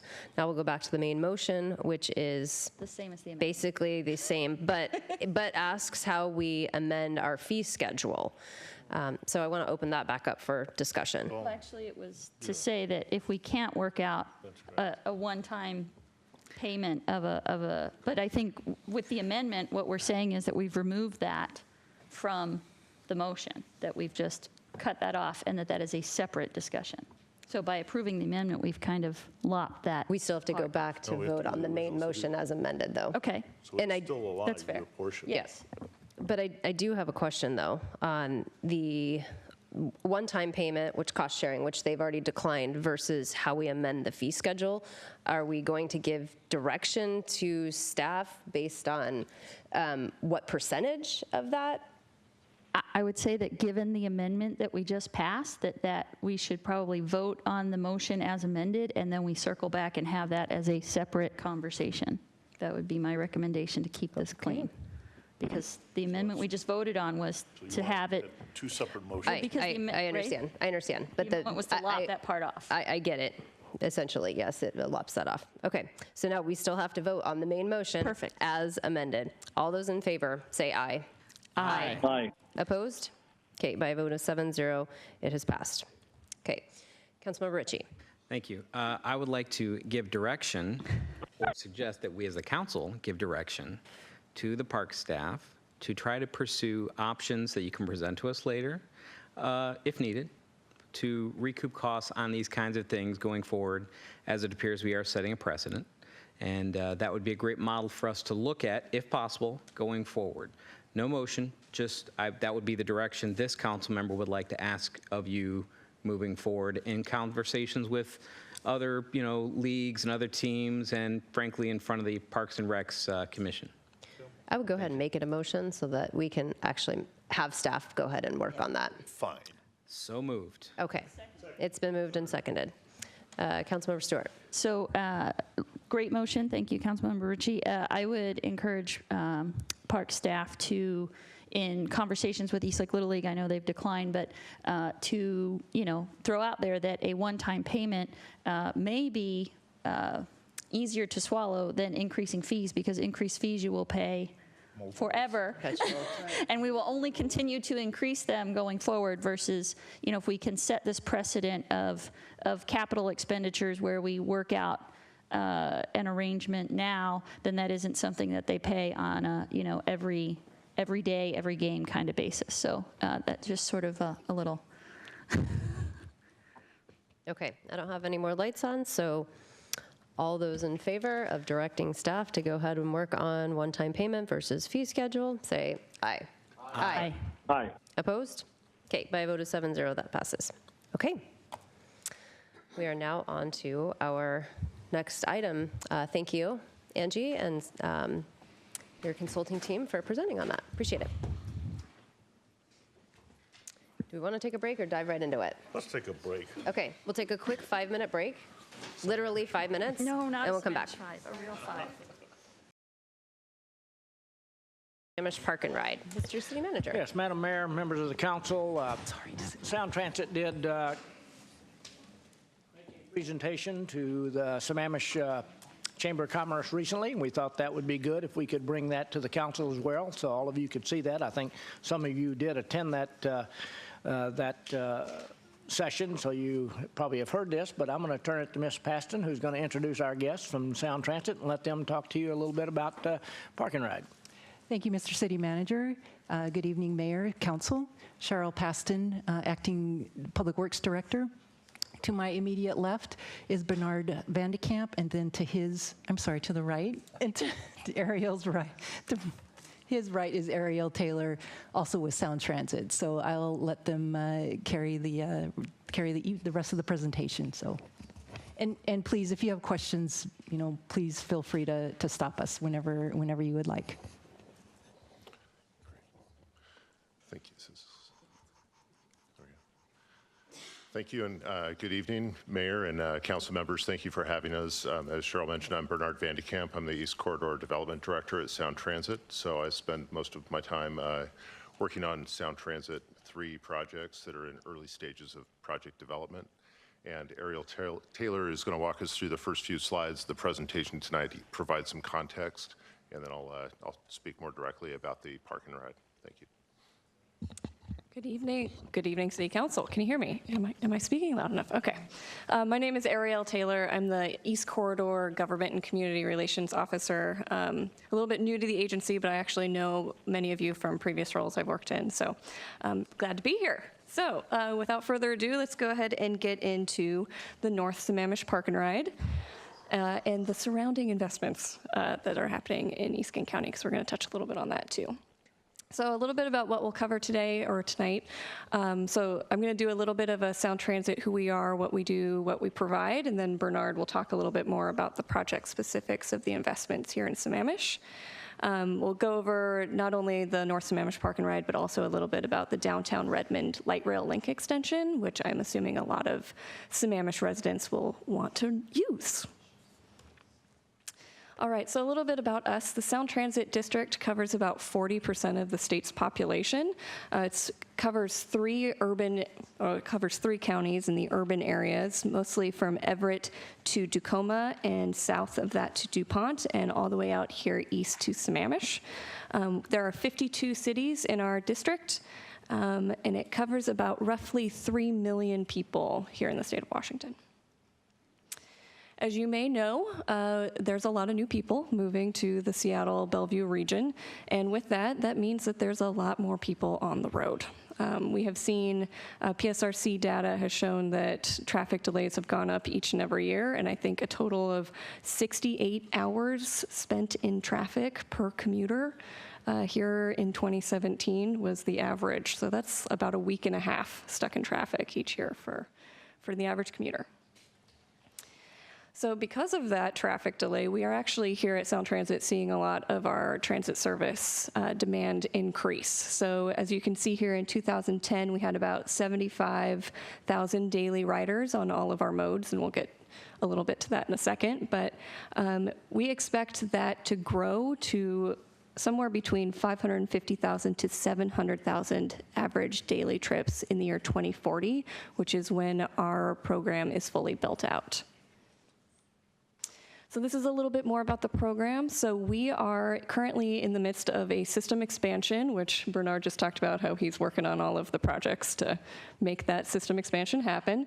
We are connecting 16 cities with 116 miles of light rail. Also, this program is also known as Sound Transit 3, for those who don't know. The 116 miles of light rail will allow for traffic-free commutes to major cities in central Puget Sound in all 3 of the counties that we serve. So a little bit more specifically about East King County. As you can see here, we have the blue line, which is the Seattle to downtown Redmond line, which currently we're calling East Link, and then which will go all the way to the Overlake Transit Center, or Overlake Village. And then it will continue on into downtown Redmond a couple years later, or actually just 1 year later. There's also a 405 bus rapid transit line you see there in gold, along with the 522 bus rapid transit line up there at the north end. And that provides frequent bus service along 405 and 522, a new service for Sound Transit that we haven't had, a little bit different from the regular white and blue buses you see out there labeled Sound Transit. These will be more like a King County Metro rapid ride line. The C that you see here. The purple line is the South Kirkland to Issaquah light rail line, which is expected to come on the end of the Sound Transit 3 plan out in 2041. And I'm going to jump down to F, which is circled here in Sammamish, for the North Sammamish Park and Ride. And that is actually one of the first projects out of the gate in the Sound Transit 3 plan. And we're excited to make one of those first investments here in Sammamish. Thanks, Ariel. So that's a good quick overview of some of the investments that we have coming in the coming years. And we have a big push right now in getting projects lined up and ready to go so that we can move into construction quickly and have a kind of a core east side system in place by 2024. So Ariel mentioned the bus rapid transit lines on 405 and 522. Those will operate very similarly to light rail in terms of very high frequencies and high quality types of facilities. One of the projects that is coming up on that same time frame, 2024, is very relevant to the city of Sammamish, which is the downtown Redmond link extension. So the work that you see along I-90 through Bellevue and along 520 to the Microsoft area right now is East Link, and that had been in work for well over, or in development and construction for well over a decade. The downtown Redmond extension will go the final 3.5 miles to reach Marymore Village or Marymore Park area and downtown Redmond. Go to the next slide. And that will be online in 2024. The Marymore Village station in Redmond, part of their neighborhood redevelopment there, will be the closest station to the city of Sammamish. That will also feature a 1,400 stall parking ride, so there's access for folks that are commuting in from Sammamish and other nearby areas. And of course, this will have very high frequencies, similar to what we see on Central Link right now in Seattle. We've got a quick question before you move on. Councilmember Valderrama. Yeah, thank you for that. On the slide, when I was looking at it and seeing the 1,400 spaces parking, was that calculated taking into account the demand that's going to be coming from Redmond and Sammamish? Because given that it is the closest one, and given that our population's even bigger than Redmond's and twice Issaquah's, it seems to be undersized. And so I wanted to see if you did calculate that out, and for how many years would this service our citizens who wanted to park there? I would say that the demand for park and rides, currently we do not charge for any park and ride utilization. There's no restrictions on it, so the demand is pretty much outstrips the supply throughout the system right now. We are expanding not only on this project, but we're throughout the east side with additional park and ride stalls up and down 405, but we do expect those to be very heavily used upon opening, if not full. So we are not going to meet all of the demand that's anticipated. I don't have a specific number for you on what the demand is, but given the current... I'd be interested to know how long this will meet our needs when it opens in 2020. Was it like for 5 years, 3 years, whatever that is? I'd be just interested to see that. Okay. Yeah, we're happy to get you more information. Absolutely, yeah. All right, I would say that another feature of the downtown Redmond link extension is the completion of a very important piece of the East Lake Sammamish Trail, which currently terminates in the Marymore area near the Whole Foods and does not pass through the 520 interchange. And that is something we've worked very closely with the county and with the city of Redmond to incorporate into this project. So I appreciate that the city of Sammamish and King County have put a lot of work into the East Lake Sammamish Trail, and happy to report that this will connect now through that interchange as part of the construction. So that is another means of accessing the station, and we expect very high utilization of that as well. Just a quick graphic, and this presentation is not intended to be dominated by the Redmond project, but we have been developing some designs as we've been moving forward. We are in the middle of a procurement of a design-build contractor, and we'll begin construction soon. This is an early visualization of looking towards the 1,400 stall park and ride from the station plaza in Marymore Village. So getting to the the main subject at hand tonight is the North Sammamish Park and Ride. This, again, is part of the most recent voter package that was passed in November of 2016 and was specified as, go to the next slide. This is an early deliverable, so again, as we open up some of the other lines on the east side and expand the system throughout the Puget Sound region, we will be bringing this online by 2024. It had a fairly vague or ambiguous project description in our plan, but it was clear enough to say that it will be 200 stalls. It was laid out as a total budget of $20 million, so that includes all of the right-of-way acquisition, project development costs, and any mitigation that's required. In working with the city as part of the development of the Sound Transit 3 plan, this was specified to be located in North Sammamish, so this would serve as a complement to the South Sammamish Park and Ride that is just to the south of here, a couple of dozen blocks. So this will be served by the, we currently have Sound Transit Regional Express bus service serving the South Sammamish Park and Ride. That's just a peak hour route, so it's fairly infrequent. The bulk of the service that's provided to the city is by King County Metro and is really focused on your main arterial 228th. So if you go to the next slide. We do not have a site selected at this point, and we do have an effort underway to identify any potential sites and start to take those through a screening process. So I wanted to spend some time talking through some of the criteria tonight and what some of our next steps are. So on the screen, we've got some of the basics that we would like to site this within a quarter of a mile of the main transit route, which is 228th, as I just mentioned. The quarter mile is a loose proxy for what the traditional or typical walking distance is to a transit stop. So rather than being arbitrary and saying within a mile or two, we want to be realistic about how can we make this an asset to the community rather than an isolated and underserved facility. We are looking to site this north of Southeast 8th Street. And again, that is to try and provide some balance between the south and the north park and rides.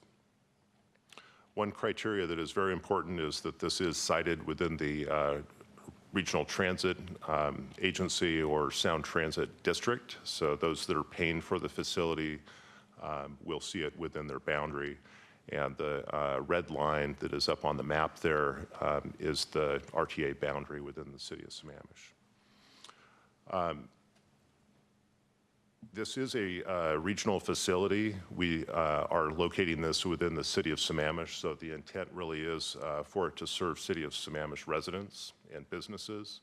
But again, it will, well, not again, it will be open to all comers, and the actual policies or means of use may change over time, but this will be a public facility, and again, it is primarily intended for residents of your city. We do recognize in going and the work that we've done so far, we are getting ourselves more familiar with the specifics of the corridor. There are, of course, restrictions. I mean, most of the city of Sammamish is fairly well built out or approaching it. And there are sites that are vacant now, but a lot of them have hindrances or restrictions on them, such as wetlands or very steep slopes.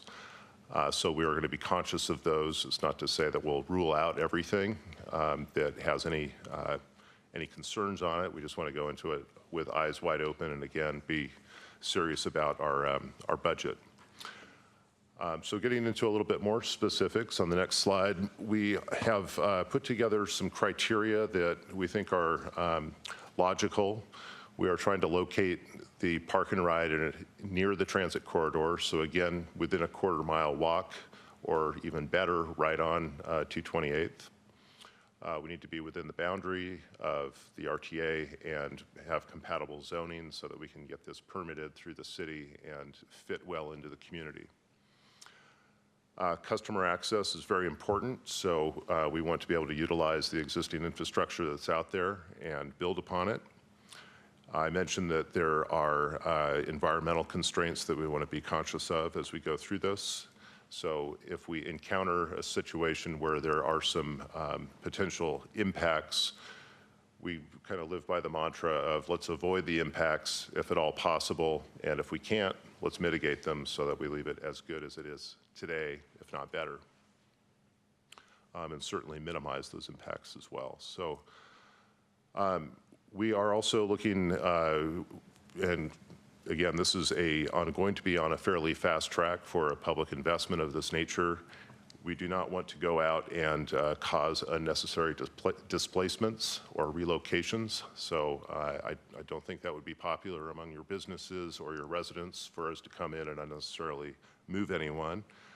So again, this gets into impacts. If we can avoid them, we will. If we can't, we will minimize and mitigate. And of course, we want to maximize the public benefit. So we want this park and ride to be heavily used. We don't want it to be sitting there empty, so we want to make a good investment and, of course, deliver this on time and within the available budget.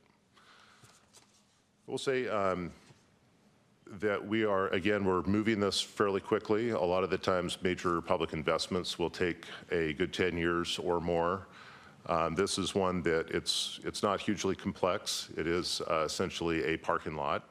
And we want to make it work and, again, be a community asset. We will be moving through this fairly quickly, yet we do not want to rush. So we want to work with all of you on the council and with your residents and businesses. What we'll do over the next few years is essentially project development, where we want to get out and speak with people and understand the context and what the desires of the community are, and incorporate that into our site screening process and move through environmental review and make sure that we've got this right, and then set this up for project delivery, which is contracting it and trying to build it without having undue burden on the community during that period. So over the next few years, we'll be moving through project development, final design, and then of course construction and begin service by the end of 2024, if not earlier. Just really quickly, we have some different ways of delivering these projects. I think there's the most traditional way of delivering public projects is design, bid, build, where we go through the process I just described of let's sort out all of our options, do the environmental work, then shift over to final design, and then shift to a third party to do construction. That tends to be a lengthy process, but very deliberate, and allows for as much input and consideration as possible. We do have other options on the table that we're exploring with your staff and with others.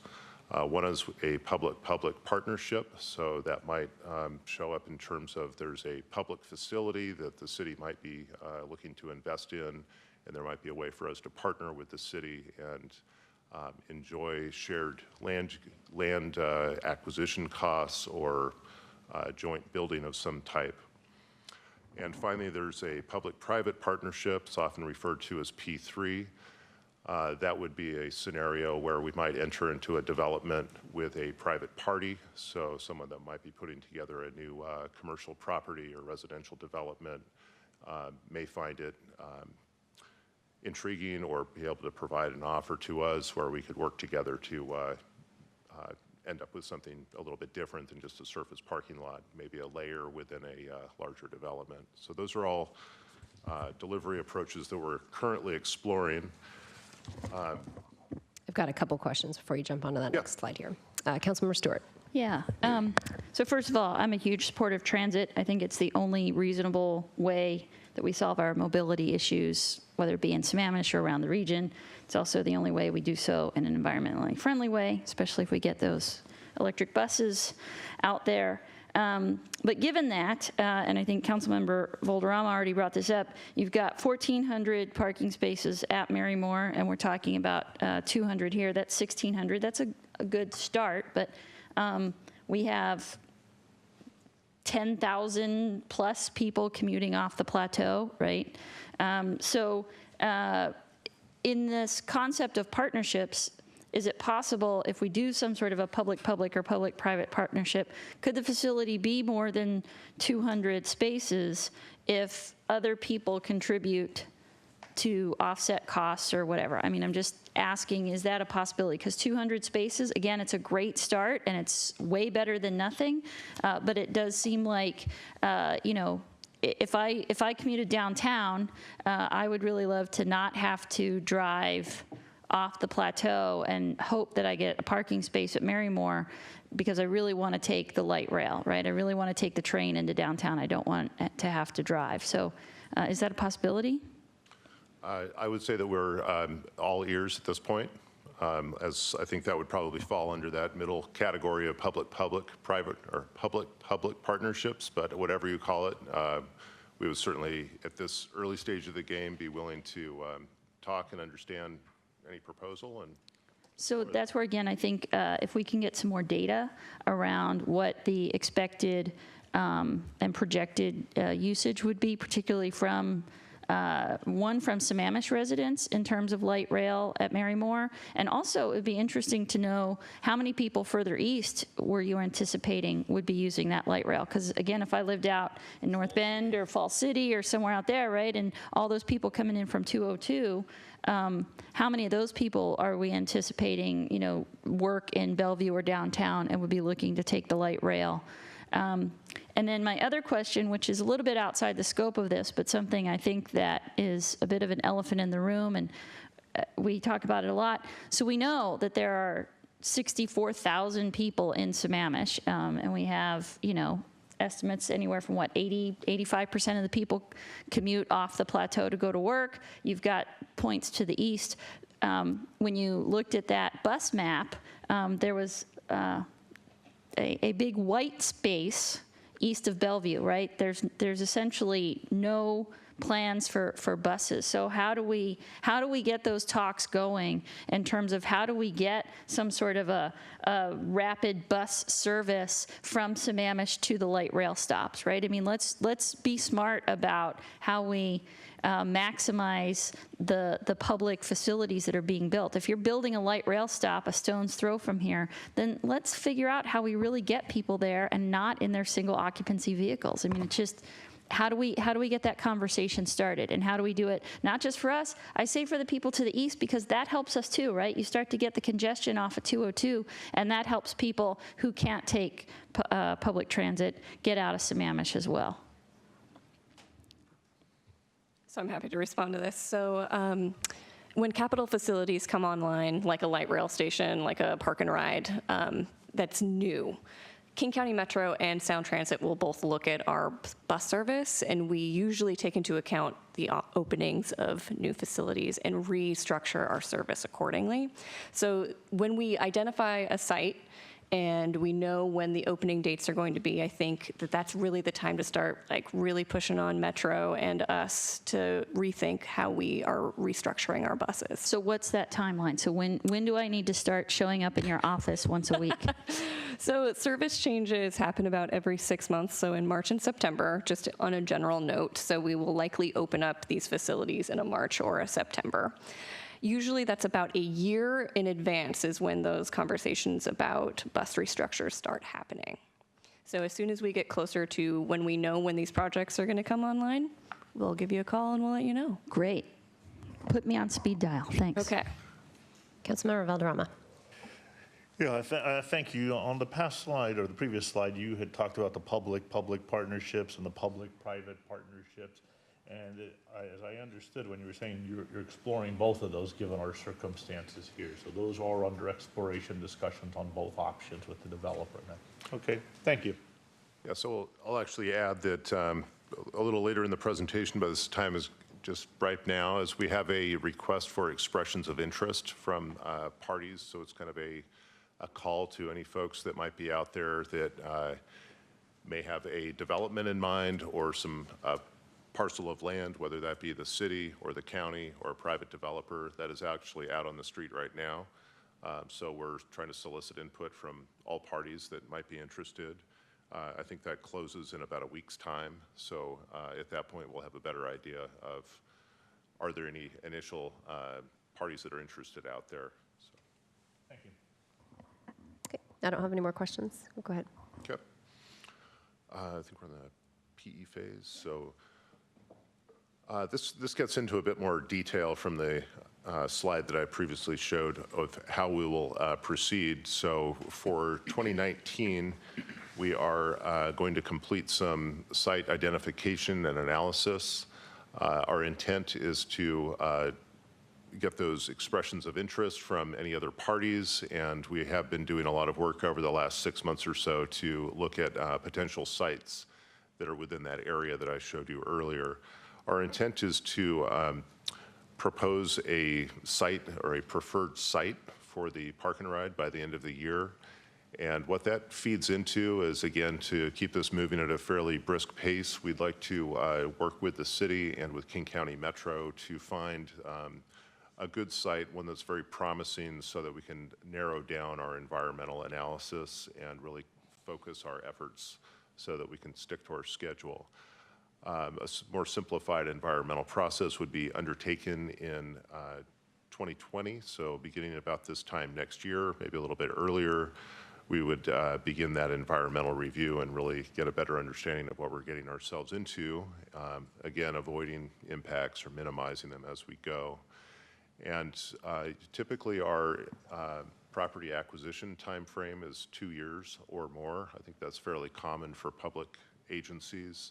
That allows for condemnation or eminent domain if necessary. Of course, that is not the path we want to go down, but if necessary, we need to build that into our schedule. The other piece that I would note for next year is that we will be looking to kind of formalize our partnership with the city so that we can work together as closely as possible to understand what is the path for making this happen in the city of Sammamish through the permitting process. How can we work with potential contractors, or if we're entering into a partnership either with the city or another third party, how can we make that move as seamlessly as possible so that we get the right project and we get it quickly. Subsequent to that, we will complete some of our early engineering and begin that permitting process so that we're on the right track for getting this out to a contractor and getting it built. So I think I have covered everything on this. The main point is that I wanted to, well, actually, let me slow down here. We will be identifying our sites. We are expecting to get responses from our request for expressions of interest from the community about potential partnerships. So later in the spring and in the summer, we will be seeking to reach out to the public through various events and get to know your community a little bit better and just raise the profile of this project so folks are broadly aware of it. And that will help us work towards identifying the proposed site and finding what's right for the broader community and preparing ourselves for subsequent steps. Oh, well, anyway. It's not in this presentation, but I'm going to talk a little bit about what our upcoming stakeholder involvement looks like before we jump into questions, if that's okay. So starting here pretty soon in March, we're going to launch our project website. Right now, we don't really have much information about this project online because we are just starting it. So starting next month, we'll go ahead and put some links to the project, little bullet points like we had here in the presentation. We're also going to be working with the city and King County Metro staff on all of that screening criteria that we were showing you earlier. We'll also use all of that with our site identification for an open house for the public here in, ongoing throughout 2019. So throughout 2019, we will have some stakeholder involvement, open houses, online open houses. We'll be coming back to you with some of our identifications of the sites to get some of your feedback on them. So we're happy to take any questions from you if you have them. I think we must have asked, do you have a question, Councilor Rose? No, I think we must have asked all of our questions during the course of your presentation. So thank you. We appreciate you being here. through the course of this conversation, and I think Councilmember Valderrama talked about specifically about the 1,400 spaces and whether or not that would be adequate for us. I wondered if the council might consider directing the city manager to conduct either in advance of, if time permits, or during the course of the TMP. And the reason I set the time frame that way is I don't think we have any traction from the breaking up the King County metro monopoly through the legislature. But if we did a study and we looked at how the city could provide intra and inter-city shuttle service to our residents to investigate potential stops, which most certainly would include that platform. It would include the park and ride potentially. It could include all of our commercial centers over in Klahani. It might pick up Central Washington University. But I think if we've got to think outside of the box here. It's 2019. That platform's scheduled to open in 2024, barring no hiccups. We have talked about a shuttle before, but we've never actually done anything about it. It would be really nice to walk either back to the legislature in 2020 with data in hand that says, these are all the stops we might investigate using. These are the number of residents we anticipate actually using the shuttle. I think we might actually have more traction with King County Metro with providing us for additional service. And we might get some buy-in from the legislature to actually move this if we can show how much of an impact it might be able to make, or not. I concede the study is going to say what it's going to say. But if 1,400 spaces, I don't want our drivers driving to that park and ride parking lot that they're putting down there. The idea is to not have them get in their car and have some other mechanism to get them to the platform. And I think the way that we're going to most successfully do that is if we're in the driver's seat, literally and figuratively, with a shuttle. So I think, again, understanding in concrete terms what the ridership of a shuttle, the cost of a shuttle for us if it's not provided by King County Metro and we're providing it on our own. But I think having that data might actually prove to be fairly influential down in Olympia if we are, because we've tried 2 years in a row to ask for Metro monopoly to be lifted without a lot of traction. And I think it might be worth our while to go at it at a study and find out if we can do something I would on our own. certainly second a study like that. Be glad to see what we can put together. Okay, well, it's so or that I can moved and pass some. seconded, so Councilmember Ross. Yeah, I just want to make an observation. I saw you at the chamber discussion, and I appreciate you coming here as well. And one of the, it's really come to light is the fact that many people initially in Sammamish thought, for our huge tax investment, we got coal in our stocking. Well, actually, when you start peeling it back and talking from a regional transportation concept, and you look at a TOD, transit-oriented development concept, you're going to center your high-density housing at or near future transit centers. Sammamish does not have the topography to do it as such. Therefore, our investment isn't to the regional system. We're contributing tax dollars. Our adjacent cities are attaching infrastructure investments, such as the housing and the high-density housing. So really, it's a trade-off. There's less expectations when you talk about Sammamish doing their part. We are doing our part. We're investing in the region. So I want to kind of share that thought, and what you're kind of is aligned with your strategy. It sounds quite frankly. Yeah, I would say that is pretty accurate.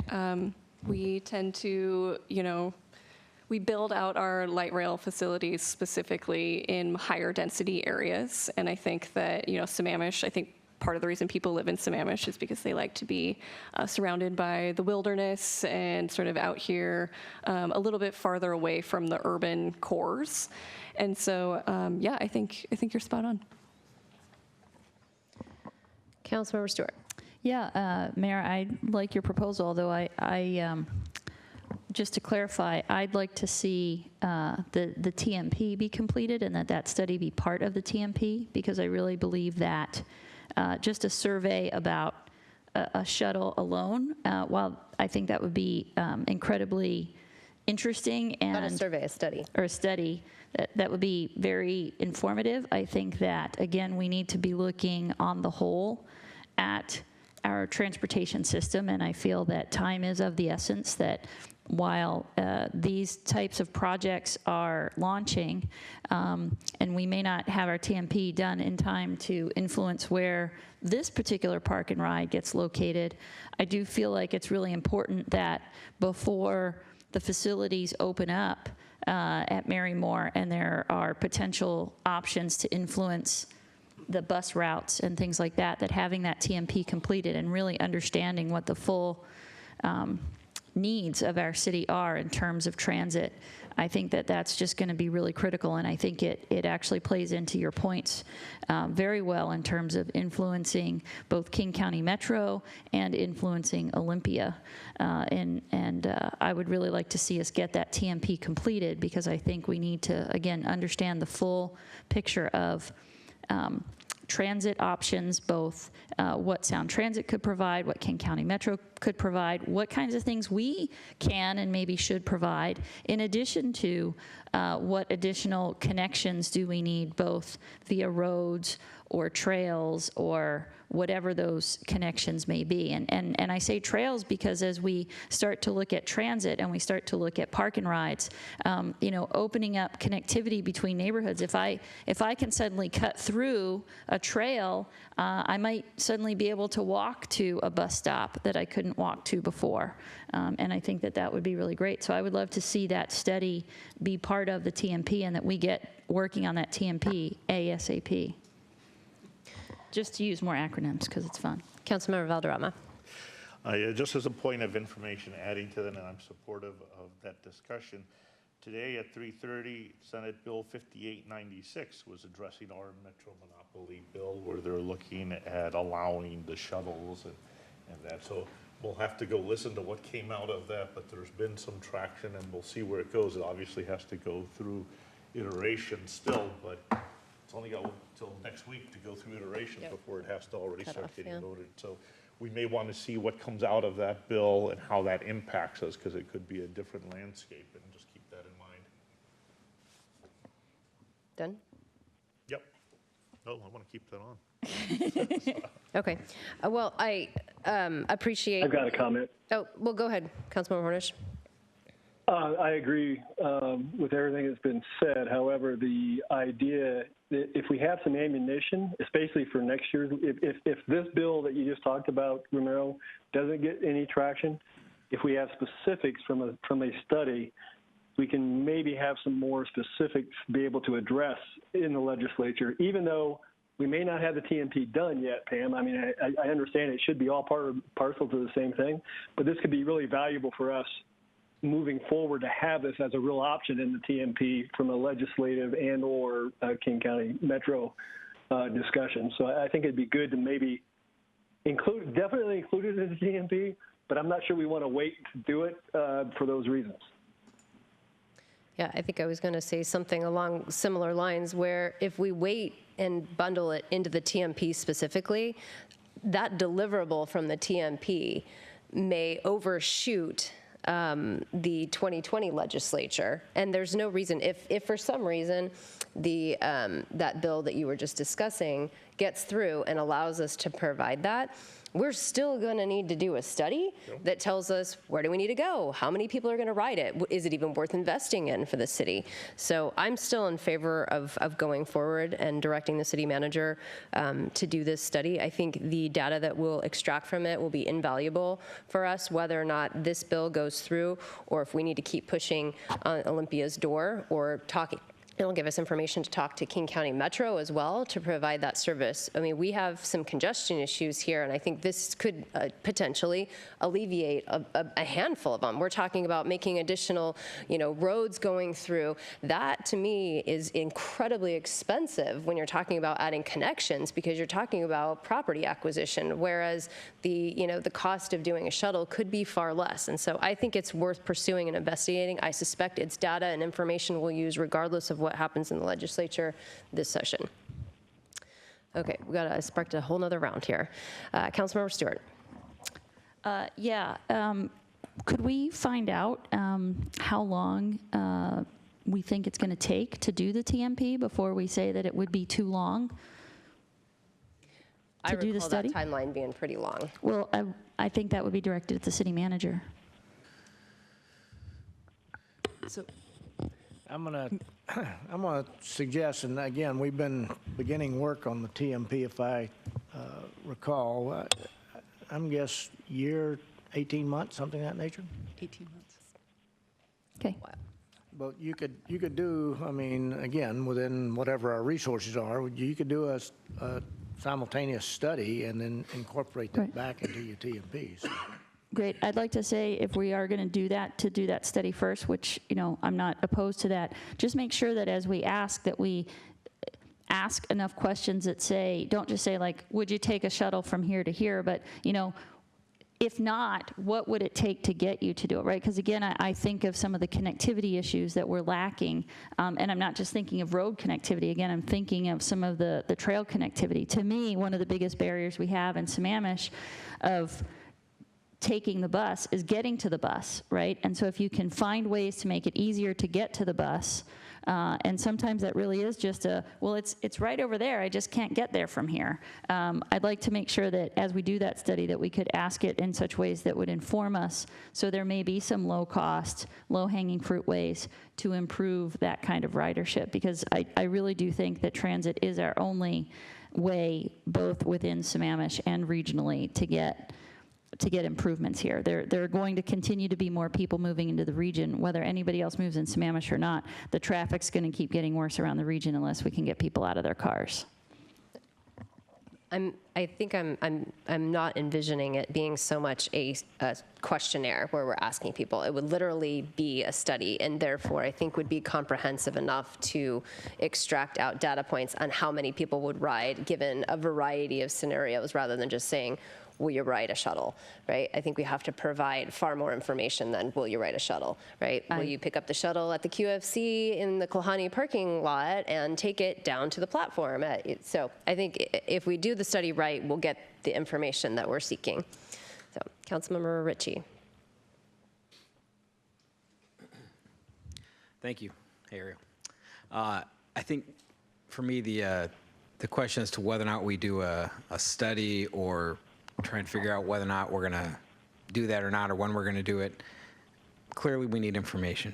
And whether or not we include it in our TMP is, of course, we're going to try to include any relevant information we get from a study in our TMP. So not quite sure why we're perseverating on that issue. Having said that, regarding the ST3 investments in our city, and appreciate that, the proposed routes for the buses coming off of the park and ride, wherever it is, north side, is there a formula or modeling that you guys use when you try to figure out how many trips that saves, right? So, I mean, if we have X number of cars going up and down our roads on a given day, we have that information, we have those little, you know, the strips that count the cars and all that stuff.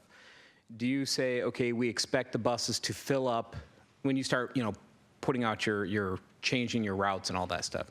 Do you come back and say, hey, we're utilizing this route, or we propose, or we hope it's going to be 50, 75, whatever % full by this date, and that's going to save? I mean, is that, I would hope that we could get that information as a city to be able to come back and say, hey, you know, your investment and your tax dollars saved you X number of car trips and, you know, brake fluid dropping down into Lake Sammamish and frustration behind your own wheel and a nice air-conditioned bus, right? That kind of feedback, I think, would be really helpful to us as a council to say, hey, maybe we do want to put I mean, once we buy the property, once we've outlined the property, or once the park and ride is built, or the lot, or whatever we're going to call it, once it's there, I would imagine if there's enough need, then you just go vertical and you build it up, right? You build several stories of parking structure on top. Now you got 600 or 800, 12, whatever, right? So I think that's a long way down, and that'd be a great thing, good problem to have, right? So I've asked a kind of long-winded question. Do you guys provide that detail back to us as a city? Yeah, so first of all, I just want to clarify, I'm not a service planner,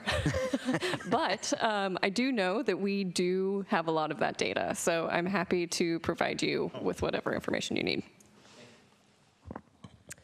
Councilmember Valderrama. I was going to say that I'm sure you guys have some data, and we're going to ask that you can share with the city. And then see what comes out of the Senate to augment that, and then we have a new landscape, hopefully.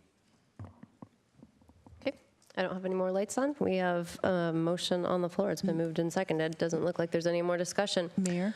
Yes. I'm sorry, may I add a few comments and some questions? Absolutely.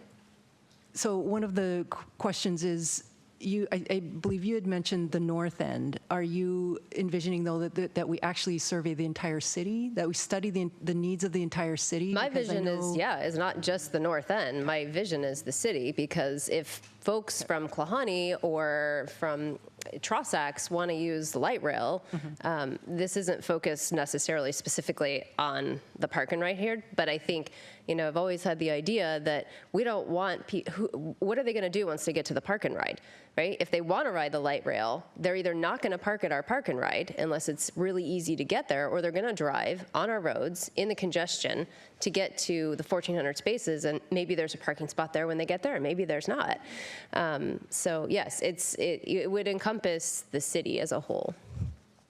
The other, I guess, the pitch that I will make to conduct the study within the umbrella of the TMP is that if transit was going to be a major component of the TMP. We were going to look at a lot of options. Connectivity, we've talked about that a little bit tonight. More transit service, and certainly the park and ride trails, the non-motorized component or options that we want to offer to our community. I'm concerned that if we don't conduct this study within the context of options that we wanted to generate through the TMP, I'm concerned that the only scenario that we'll be able to offer to our residents is our current network. The TMP is intended to give us options on what our future network might look like. And so those questions would be different if we conducted a survey on our current network versus some options that we might be able to offer as part of the TMP. So that's a question to the council. Is that something? I imagine you don't want us to do this Let me frame it differently, twice. because I understand that part of the TMP is looking for additional connectivity in the city, be it pedestrian, bicycle, or a vehicle. That's one of. But there is no way that if we're going to wrap up the TMP in 1 year to 18 months, that we're going to execute any of those connections anytime before that platform is open. And I think it would be imperative for us to be able to facilitate our residents to get to that platform without getting in their car. And that's why I think the shuttle idea would be worth investigating. Certainly investigating the shuttle. I'm not questioning that. And in terms of execution and implementation of some of the options that we plan to offer to the council in terms of capital. I mean, even in operations, we'll be looking at operationally, how can we continue to make our system more efficient? For example, the ITS Phase 2 project that we'll be actually hiring a consultant within the next couple of months. That's there's a capital component to that, but really it's more of an operational tool that we have. So absolutely, we were going to look at some, I'll say a city-sponsored or city, maybe a partnership with King County Metro to provide more service within the city. But again, not conducting that study within the options that we want to offer as part of the TMP. I'm concerned that we might have to do this twice. If we do the study with the existing system and then kind of maybe refreshing the study once we have options that will come out of the TMP, and then asking folks, well, if we have these new either non-motorized or motorized connections, then what's your interest in riding transit? Let me suggest this. Go ahead. As opposed to us working this here this evening, let me get together with staff. We can put together what we can look at within the TMP and what may be outside of it, or what may be brought in later, so we can get some options so we can truly have that discussion. Because you're already at 9 o'clock. We've got at least 2 other issues here, and one thing I've noticed, our questions are longer than our answers. So What's up with that? Okay, I think it's fair to allow staff to go ahead and massage that and see what they come back. But I think my overall sense is that the TMP and creating connections is not going to give us what we need by the time that platform's open. And just because we open up a connection for somebody to ride their bike, are they riding their bike all the way down there, or are they going to go to the park and ride? And I don't know, but I think that's the I don't know is what we need to answer. I think I've captured what you're looking at here. Okay. I think we can kind of work that, maybe bring something Okay, back to you. perfect. That sounds good. Thank you. Okay. I think you guys are off the hook. Thank you. Really appreciate you guys this time here this evening presenting to us. Thank you. Okay. Let me get back to my agenda here, the right one. Okay, so next we have under unfinished business, Councilmember Ross, you wanted to discuss the meeting minutes from the February 5th, is that right, meeting? Correct. Okay. So can I ask for a point of information from our city manager of what's the normal procedure for this?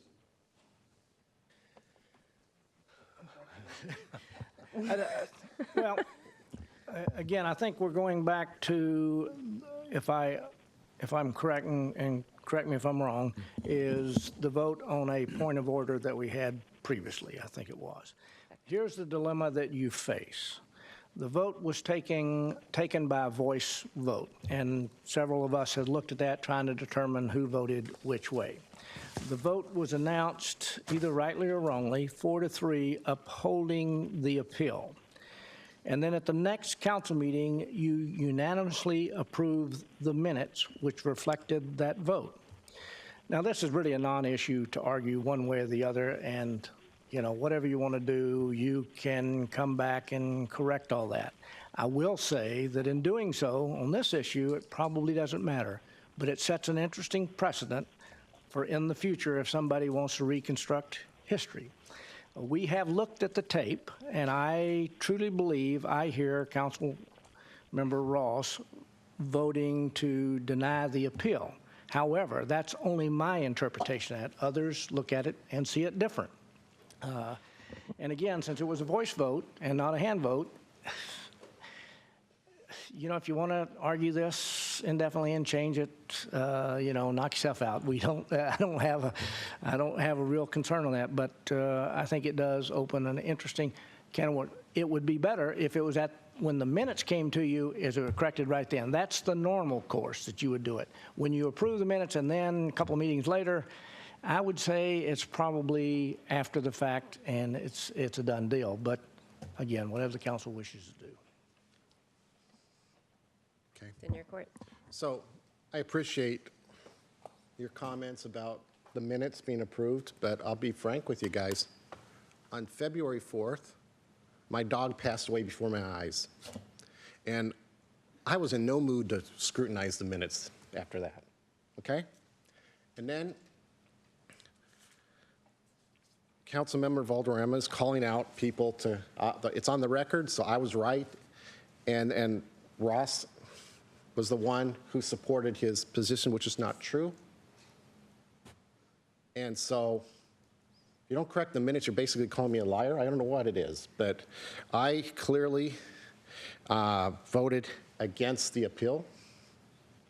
And in the minutes, it reads, Mayor Malchow moved to allow Councilmember Valderrama to continue to speak about past council decisions. Council Hornish seconded it. And the minutes reads, the motion carried 4-3 with Malchow, Moran, and Hornish dissenting. Not true. The motion failed 4-3 with Ritchie, Stewart, and Valderrama dissenting. So I'd like to correct the record, now I got clear mind and able to compose, from that awful day, is the motion failed 4-3 with Council members Ramiro Valderrama, Council member Pam Stewart, and Council member Jason Ritchie dissenting. I motion we make that correction for the record because, frankly, Councilmember Valderrama is relying on the record for making some points with external parties. So I find it important to correct the record as such. I'll second that. Okay, it's been moved and seconded. Now we can move to discussion. I've got lights on down there that I think are intended to be off. Okay, very good. Now I can tell who's up. Councilmember Valderrama. First of all, this is a minor issue that's been in the past, and already I was allowed to speak and continued to speak.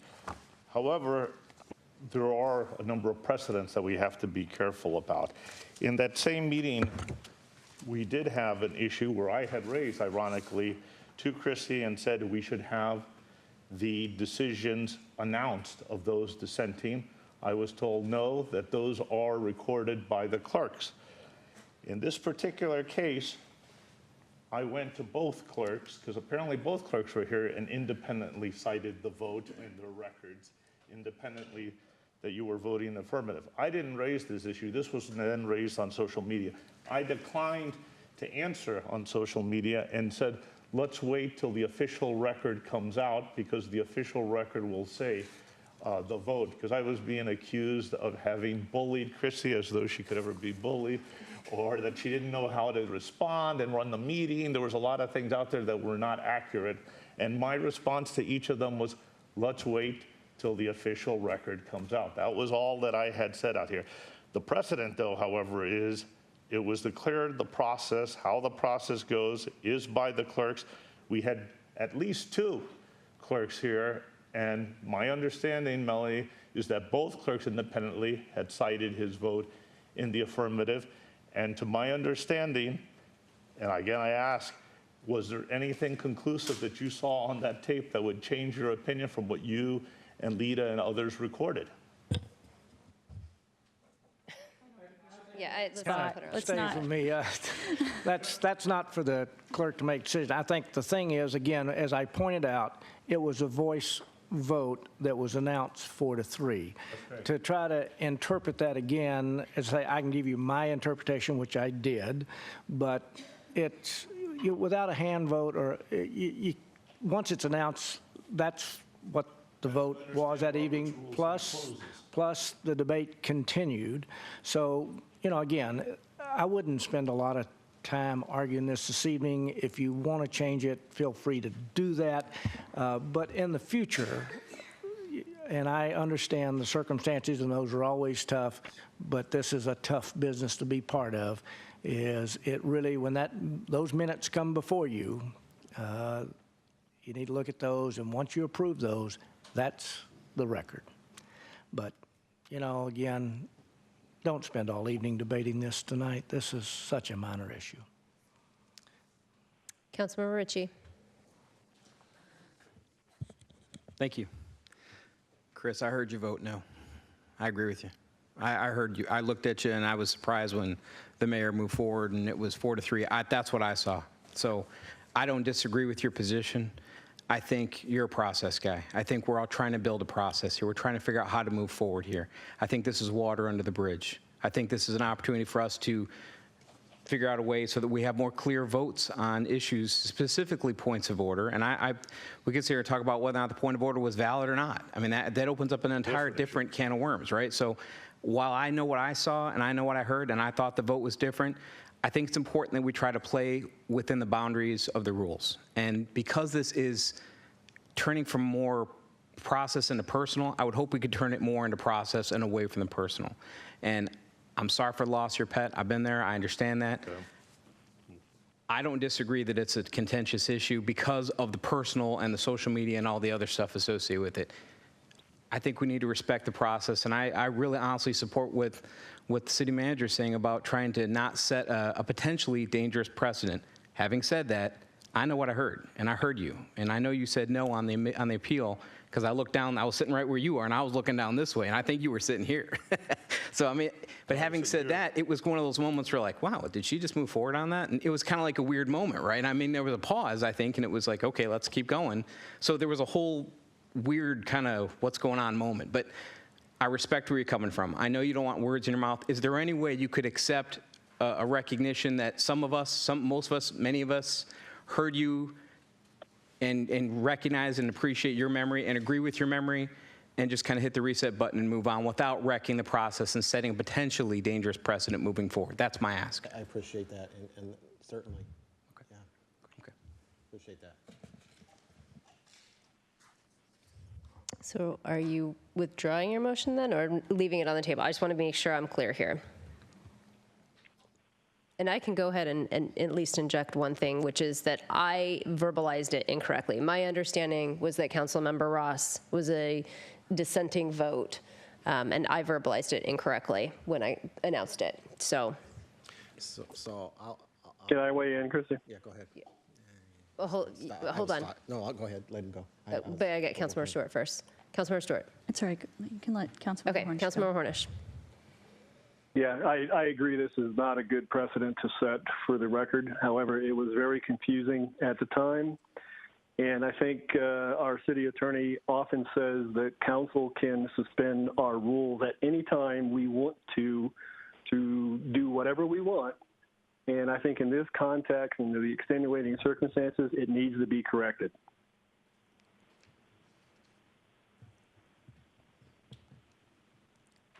So I'm going to put it back in your corner, whether or not the motion stands. Stewart's waiting.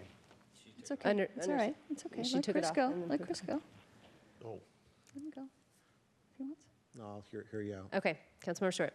Well, I was gonna, since you were reconsidering, I was gonna offer up that, yeah, I think it was a bad night, and I think that if we can just close the books on that night, right? It was not our best selves that night, I would like to say, and again, none of us want to feel like we've been misrepresented or misquoted, but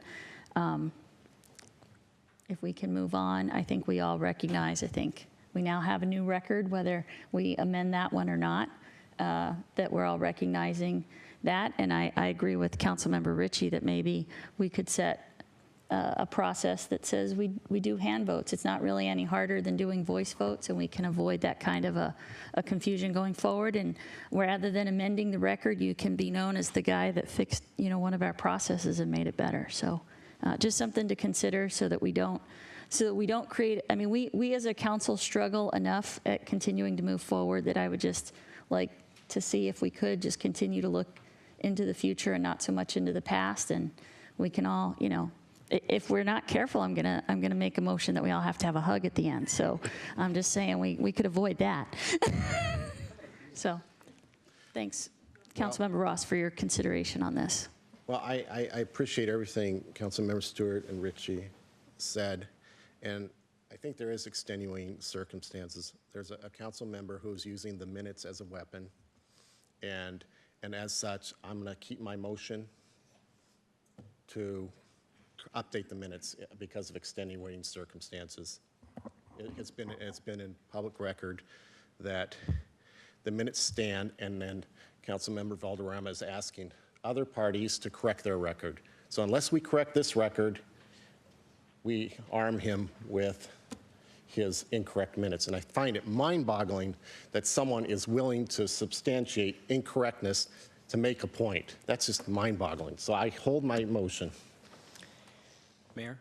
Okay, Councilmember Ritchie. May I offer an amendment? You can just go. No, I'd there's like no to friendly make eye amendments. contact with my You friend can Chris. always offer an amendment. I will. I'd like to make eye contact with my friend Chris. Would you be willing to accept, as Councilmember Horner suggested, a suspension of the rules in this case so that we're not setting a precedent? Yes. Thank you. Second. Okay, the amendment has been moved and seconded. So our discussion now, so that council is clear, is on the amendment, which is suspension of the rules. Councilmember Valderrama. Well, I'm waiting for the next round. Okay, go ahead and pop your light off then. You pop it back on. Councilmember Stewart. Can I get clarification? What exactly does it mean, Mr. City Attorney, to suspend the rules? Is that really a thing? Well, yeah, first of all. And what kind of thing are we voting on here? Well, you'd have to ask Councilmember Ritchie what it means. But yes, your council policy, document, policy and procedure document specifically includes a provision that allows you at any point by majority vote to move to suspend your own rules. So in this case, I think that the technical application of the suspension would be that Under Robert's rules, of course, it's far too late to reconsider the motion to approve the minutes. But under your council policies, you can suspend the rules to go ahead and take it up. So Councilmember Ritchie's motion would be to suspend the rules. That would allow Councilmember Ross's motion to be properly and timely taken up. Does, from a legal precedent standpoint, are we still not setting a precedent that whenever we want to redo, we can just suspend the rules? Well, that's not precedent. That is in your council policies, and the council over the years has done it on several occasions. I also think, Council, and I'm maybe just parroting Larry here a little bit, but this is one where I think I've heard almost everyone say they agree with Councilmember Ross. So that's not much of a precedent to be setting. You're just doing what everyone heard. I heard the mayor say she misspoke. So this is kind of a non-issue. Councilmember Valderrama. I would add also, sorry. too, by at least going through the process of suspending the rules, that you're not just voting to change it, you're going through a process of which it is open to debate to get to that point. A two-step I process. think that gives you some coverage. Councilmember Valderrama. Yeah, just as a point of reference, now this is about 3 years ago, there was a discussion of suspension of rules while you and Hornish were on there, where Don Jaron was looking at it. And then because it had not been suspended in the past, he withdrew it because he didn't want to create a precedent of suspending the rules. So Don Jaron disagreed at that point, and because there was no precedent of that, he withdrew his motion on that. So just for the record on Councilmember Ritchie. Can we please vote on the amendment? Yes, please. Okay. So the amendment before council is suspension of the rules. All those in favor, say aye and raise your hand. Aye. Aye. Aye. Those opposed? Nay. Chris, was your hand up or no? It was. For suspension of the rules? For suspension of the rules? Are you kidding me? Okay, so 5-2. how many? We had 5-2. 1, 2, 3, 4. By a vote of 4-3, we are suspending the rules. No, it was 5-2. I'm sorry, it was 5-2. Oh, wait, what did you record? Now, come on now. We're not always 4-3. Yeah, that's right. Okay, for which one? Suspension of the rules. Okay, I said nay, and I thought you had your hand up. That's what I was asking you. Suspension of the rules. Yes. Yes. Mayor, may we do the vote again for clarity, please? All those in favor of suspending the rules, keep your hand in the air. Okay. Aye. Okay. 5. Okay. All those opposed. I got that problem. Okay. 5-2. Yeah, I saw your hand up at the end, and that's why I asked you for confusing. Yeah. Okay. All right. So we are suspending the rules. Main motion on the floor is to correct the minutes for the February 5th, 2019 meeting. Move to vote. I have my light Second. Okay, well, on. And that was okay, but turn it off and turn it back on. you already talked again, though. Let him talk. We have a motion. We do have a motion on the floor. And it's second, we need to vote whether or not we're going to suspend all other discussion. Yeah, Councilmember Ritchie has called the question. It does require a second. It is not debatable. Okay. Second. It's been seconded. Already seconded it. Okay. I'd like to leave the motion in place. Can we just move on? Yes. I mean, that's really, is it that big a deal that we keep rehashing this? Yes, let's just keep I going. don't withdraw. I leave my motion in place, call the question, second from Horn. I'm trying. Please vote. Okay. All those in favor of correcting the minutes, say aye and raise your hand, please. Aye. Aye. Aye. Those opposed? Nay. Nate. Okay, by a vote of 5-2, we will correct the minutes. Okay. Mr. City Manager, I think we're on to your report. Yes. Madam Mayor, members of the council, I have a rather lengthy manager's report, so if you need to take a break before I start, you might want to consider that, if anybody needs a breath there. Guys want to take a break? If it's a link. And we'll have a short executive session as well, Council. Let me stay over there. Yeah. See? There you go. All right, we're going to get ourselves back in gear here. Mr. City Manager. Oh, he's not. There he is. There he Now is. he's back. 5 minutes are up. Okay.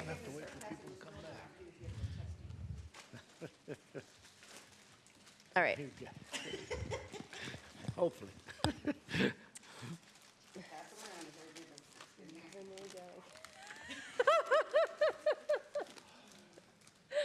Okay. Mr. City Manager. Yes, Madam Mayor. As I had indicated, this is a rather lengthy manager's report because, first of all, it's kind of two-part. There are some items that need action this evening. There's 5 of those. But the rest of this is informational. It is some information that I wanted to share with you at the retreat, but because of weather, we were unable to do that. But I do want to take that opportunity, and my days here are numbered. Thank heavens.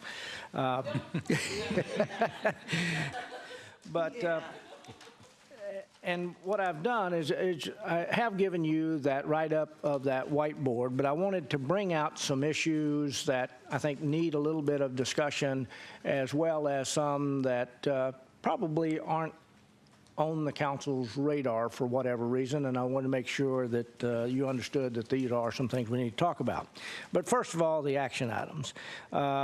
I have let you know that I'm trying to employ Mr. Schumer as the interim IT director. It's actually a limited term.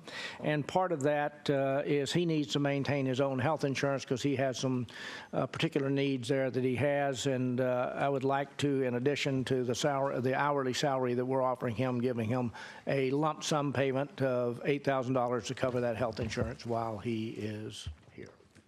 So I need action. I would like to move that we authorize said payment. Do we need to authorize said payment? I move that we authorize the payment for Mr. Schumer. Second. Okay, it's been moved and seconded. Any discussion? Oh, good.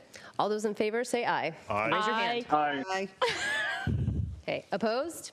Okay, by a vote of 7-0, that is approved. The second item is on Monday, February 11th, and Tuesday, February the 12th. I would ask the council's authorization to declare those as emergency holidays. We did close City Hall, which you had a provision like this in past handbook that somehow got admitted in the one that got in place. And in this particular case, I felt that it was safer for all people that we close City Hall and not require folks to get in here. But that does result in pay to those employees because we did close. And if you wish to do that, I need your approval of those 2 days as emergency holidays. We'll also package that as a policy and bring that back to you so that we'll have something in place for whatever emergency that may do that to us again. Now, again, as a matter of course, city tries to stay open at all costs because we are the first line of defense, and we did have a number of employees that were required to be here no matter what. Some of them couldn't make it in there for a little bit because they got snowed in as well, but we have to respond. But not all employees fall in that category. We do make some designation between emergency personnel and non-emergency personnel. So. Councilmember Ritchie. Move to declare holidays on the 11th and 12th.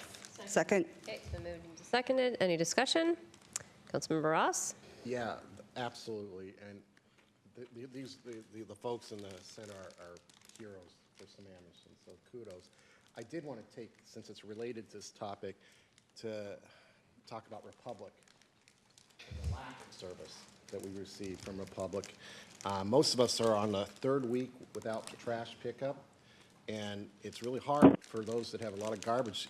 You're either putting it outside or putting it in your garage and having the foul smell in the garage. If you put it outside, the wild animals are going to track it around. They offer no solutions, could have had a centralized drop-off area or done some other creative adventures, and their communication was always a carrot in front of you, no precision in their communications. So they really let us down in this disaster. So I would like to ask the city or our focal from the city to review with the contact at Republic and do a lessons learned and a deep dive to be prepared for future emergencies like this. Let me indicate, and I've been in communication throughout this with Mr. Russell of Republic, and I think they are sensitive to, their abilities and inabilities to do some of this. They did have one vehicle that did roll over, and they did have a driver that was injured. I will say those garbage trucks they're difficult in these situations. One thing that Ms. Paston and I talked about, and I think this is something, I don't have this on this list, but another issue you may want to consider, is trying to arrange some private contractors to help us with snow plowing when we get in a situation like this, so they could look at secondary streets and we could take our limited crews and focus those on the major arterials. That's going to cost some money to do, and again, I don't know who all's out there in this community to do that. I've done that in past communities. It works pretty well, but when you get snow like this, it does run up your budget pretty quick. But I think it is something we need to consider looking at next year, because we're not going to have any more of that type of snow this year, of course. You know, again, I think it's something we do need to prepare for, and I think that would help those services try to do it. In addition, we did look at the possibility. We were requested to open a drop-off site. We were in that particular moment trying to clear a park. We got such criticism for having a crew out trying to clear the park when the roads weren't, that we backed off of that, so we didn't have a site available for them to have drop-off. And because it does take not only clearing, but it also takes some staff monitoring, because once you open a site like that for trash drop-off, if you're not there, you'll get stuff even after you close it down. So, yeah, that was a breakdown. I think they're sensitive to that. We're looking at some ways maybe you can make that better in the future. And I'll visit with the next person about what they might want to look at. All right, Deputy Mayor Moran. Well, I wanted to give a huge thank you to the plow drivers who, they did an excellent job, just an excellent job. I had a problem on Thompson Hill Road, but it was due to cars and a bus that was actually coming up, and that was kind of sideways on the road and then trying to not hit it. But the plow driver that, as I was walking up the hill, because I had to leave my car in a ditch, but I was walking up, and there was 3 other accidents down there, but I was walking up. This plow driver was so nice, and he was so good, and he got right on the radio, and you know, he was great. And I just said, you know, any help you can get to clean up, because these guys have no way of moving around down there. He goes, I'll go clear them away out. He was so good, and I just think they did an excellent job. They were truly on top of things, and they maintained such a good attitude throughout that whole thing. And these guys, they were really dead tired by the time this was done, but they kept at it and kept going out there. Yeah, I think we probably all want to say thank you to everyone involved. And we're working on a way that maybe the community that yeah, I know I've had some requests. I know the city's had requests to say thank you. I know there were, you know, some folks were impatient about getting their neighborhoods done, but I think it should go without saying that we have, I believe, and correct me if I'm wrong, 1 actual snowplow. 1 real snowplow. The rest of them are basically retrofitted trucks with a blade. So they did this entire city with not 9 trucks, because we didn't even have all 9 trucks working all the time. They were running 12-hour shifts, 24 hours a day, and they were having them break down. One of them broke down on my street. And I was out there with Summer, and I'm like, do you need anything? Can I bring you some coffee?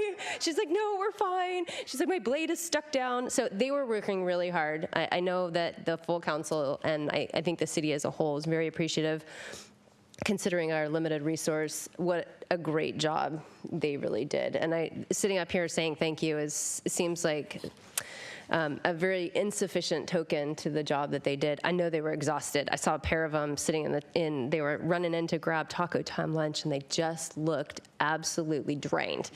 And so it goes without saying that so appreciative. And there were a lot of people behind the scenes. One of them sitting in the back of the room. Sharon, who was back there doing communications, did a great job. And everybody who was kind of one of those unsung heroes behind the scenes. It wasn't necessarily driving a truck. Thank you. And there's probably a lot of people that were out there. Andrew, you know, heard from him. A lot of folks probably we're not even aware of that were working behind the scenes. So for everybody, thank you. Yep. Councilmember Stewart. Yeah, I want to thank the folks who took the calls from citizens, and I'd like to, if anybody's listening, I'd like to encourage our citizens that when we have a crisis like that, right? I mean, we don't, that's a once in a decade kind of snowstorm that we got maybe. Actually, that one was since the Every 1970s? 50 years. Yeah. So, while I know it's frustrating, and I know that we can't always do a perfect job, and there's always room for improvement, and especially because we don't get to practice it very often, when you call in, though, remember there are people on the other end, and be polite, be constructive with your feedback, right? Yelling at people, saying nasty things, that's just not going to help anybody. So I want to thank the people that answered the phone calls, that had to listen to people that weren't always totally polite. I know people are frustrated, but if it's a true emergency, right, call 911, they'll find a way to get through. But let's just be considerate. Most of the people that were, a lot of the staff, they live here, they're our neighbors. They were in here working while we were all at home complaining that, we had to have another cup of hot cocoa and play in the snow. So just let's all be a little patient with each other and help each other out. And I know there were a lot of heroes out there. I know there were, we had a citizen get written up in the Seattle Times, being a hero, driving people to the airport. I know we had a hero of our own, helping to basically rescue a school bus full of kids over on Duthie Hill. So we had a lot of folks who did a lot of things, and I hope we could focus on the good and the positive, and focus on even the frustrations around trash pickup, that everybody was trying to do safety first. So it's a good chance for us to all try to find a way to reduce our trash production, maybe, right? That's one of the experiments, to have to drive around, put all your trash in your car and drive around with it for a month, and it helps you reduce how much waste you produce. So anyway, thanks to everybody. I think we still need a vote on. We do. I leaned over to the deputy mayor. I'm like, I don't think we voted on this yet, have we? We're still talking. Councilmember Ross. I agree. Safety first, but communication helps a lot. And if my wife's watching, if we don't get her trash picked up tomorrow, you'll know why. Councilmember Ritchie. Move to vote. Thank you. Yeah. Okay. All right. All those in favor of the declaration of emergency holidays, say aye. Aye. Aye. Opposed? Okay. I vote a 7-0. That is approved. The next issue is we have been approached by Eastside Catholic School in regards to placing a school resource officer in the school. It's a little bit different than our other schools, since those are public schools. This is a private school, so the split on our public schools is a 50-50 split. This one would be different. They would basically pay the full cost of that officer for during the months that officer's in school, and we would be looking at the cost in the summer when we have the officer on the street. If the council is interested in that, we will sit down with the school, try to negotiate that, and bring back an agreement for your approval. I just need kind of a nod ahead if you really want me to proceed with that, or if you have any objections. Absolutely. Councilmember Stewart. Just a question on that. So assuming it's roughly a 9-month, 3-month kind of split, I'm totally fine doing a cost sharing if, in fact, we're not incurring any additional costs that we wouldn't otherwise need to incur. So if, for instance, we really only need 20% of that officer, given that for 9 months out of the year we can't use them, then I would like to see the school pay 80% and we only pay the 20%. And I'll be sitting down with the police chief, working those pieces out and talking with the school, and we'll bring all that back to you for you to look at and see whether you agree with it or not. Thank you.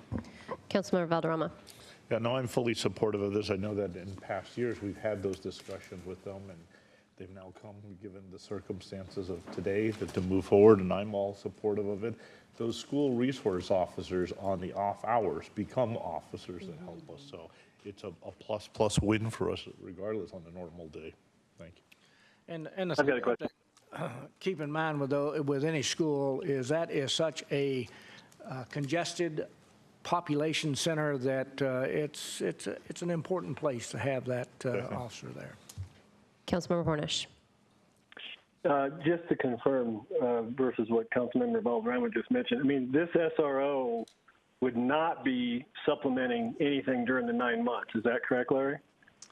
That is kind of the approach we will take, is the school would have to pay for those months that the officer's at the school, and we will work out the cost split. Our piece will be when we have the officer on the street. For the summer. So if it's 20-25%, we get an FTE as we want to beef up our police off, but it's only a quarter of an FTE. I understand, but it's a start. Okay, gotcha. No, I'm certainly supportive of this as well, and goodness knows, based on our police services study, we need more officers, so we could certainly use that officer on the months he's not over at Eastside Catholic or her. Yep. Great.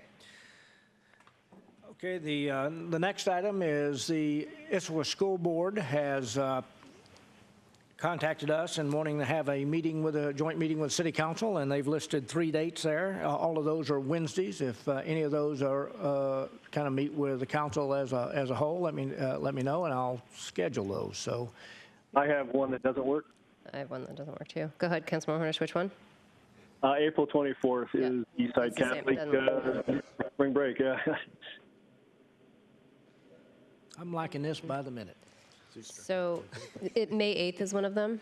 May 8th and May 22nd. May 8th is likely, I don't have it sitting on here, but since it's the second Wednesday of the month, is likely the Public Issues Committee for Sound Cities Association. Okay. Does May 22nd work for everyone? Yes. Yes. Yes. Okay. We'll get you a time, and we'll propose an evening meeting time for that. So. Very good. Okay. Now, moving on to the information portion, there's another action item in here, and it is not removing the barricade at 42nd. That is not the issue. I have put in your packet quite a bit of information that I've titled Council Proceedings and Thoughts. And I know that each of you have had frustrations in serving on the council because, again, you have a clash of issues, a lot of different opinions, and of course all of you have such weak personalities that you never debate these things. Many times you've come in and you've expressed those frustrations and asked how to handle certain issues, and I understand that. That's because of the nature of this business. I can tell you that that answer lies within the body, and it lies within each individual on that body. But I've attached to the manager's report a couple of presentations I've done in working with other councils. I thought you might find that of interest. Most of it is talking points. If you would like to get together at any time before I depart the city and talk through those, I'll try to find a time and schedule that. Or if there's a time even after I leave, I'd be willing to come back and talk to the council if it helps you any. I will tell you that you have an extremely tough job, and it's really easy for the critics to criticize you for the way you perform. That's one, if you haven't walked a mile in someone else's shoes, you better be careful, because this is one that takes a lot of effort and a lot of help, and it takes a while for any board to get their feet on the ground, and you guys have wrestled some tough issues. So, the critics will be there. So you just got to keep plodding through and try to find a way to do it. So I'll give you that information for what it's worth. I hope you find some value in it. And again, if you want to get together and talk about it, willing to do that. The next issue I want to talk about is facilities. This is one I don't know if anyone has talked to you about before, but you have really 3 facilities, 2 in 1 for the most part: police, City Hall, and the MOC. And all of those are really, for the most part, at capacity. Now, we did look at a short-term solution of switching the sheriff's precinct with the east side of the building and moving finance and all. And we can do that, and that gives City Hall a little bit of room to operate. But really, it's probably not the best use of resources if we want to look at a longer-term solution, and I have proposed one in here to you that will take some additional analysis. But if we're going to make those type change, I think not only does that solve your crowding in regards to police, particularly if we add staffing there, but it also will give you a lot of growth with this facility for a good while, not only inside the building, but parking as well, which is really one of your bigger issues that you have within this facility. The MOC is going to take more work because it's not just the building and what's going on in it. It's really the yard that you got a lot of expensive equipment out there that's not covered, and you need to be able to put it in some type of covered parking just for its preservation. What I think you probably need to look at is an additional facility, so you're running 2, and that probably needs to be somewhere in the south part of the city. I think that's going to take some analysis and study, and I can tell you citing those things are never easy. I'm not sure citing anything anymore is easy, but this has some downsides to it, so you're going to have a lot of pushback from wherever you put that, but that's an issue that we probably need to put on a future study session and have that discussion with the council as well. The next one is even more complex. You have had a police study, and I have given your Public Safety Committee some recommendations. I think they understand the need, and they want us to develop some additional information because, again, if this is something that you're interested in, and it's going to take a discussion on your part here in the near future, is it's one that you need to go to the community about, and it's going to take some time, may even take over a year to do this, to really begin to put your information together, have that conversation with the public so they understand what the needs are, because this is more of a complex one. It's not so much on the call volumes, because we're not at that point where you say, okay, it dictates this amount of officers. But what you don't have is in an emergency situation, you don't really have the officers you need to respond to that. And we're not talking, even with the recommendations I've given here, a big increase. You're only talking about putting one more officer on the street. And even more important, you don't have, in some situations, the backup that's necessary. You may get an officer to the scene of something quickly, but that next officer may be at the south end of the city, and by the time they get there, the potential of having an incident where either a citizen is injured or officers injured, I think, continues to go up each year, and as the city grows, you're going to face that. So the question is, how do you do that? What I have recommended to the Public Safety Committee is a look at making these additions. Since you know you're going to be faced with this in the future, in my opinion, you might as well bite the bullet now. And I have tied this to a revenue stream because you could phase in the revenue stream. I think that only adds confusion to this issue in a way, and I think you lose some credibility in that process. But if you tie those two together, I think you bite the bullet and do it. And the way, especially the lead time it takes getting officers in place, it's going to give you some money to address also the needs of the fire station remodel that you've been talking about. And you need to sit down and talk about those. And I'll be getting those numbers to you. I saw some today, but I don't understand them. I just need to get an explanation, so I couldn't explain what I have in my packet here to you this evening. But again, that's another work session. I think, again, you also want to wait until you get a recommendation back from your Public Safety Committee. But I know that's a lot of gibberish, it seems like, in a short period of time, so I'll be glad to answer any questions on that one that you might have. Councilmember Stewart.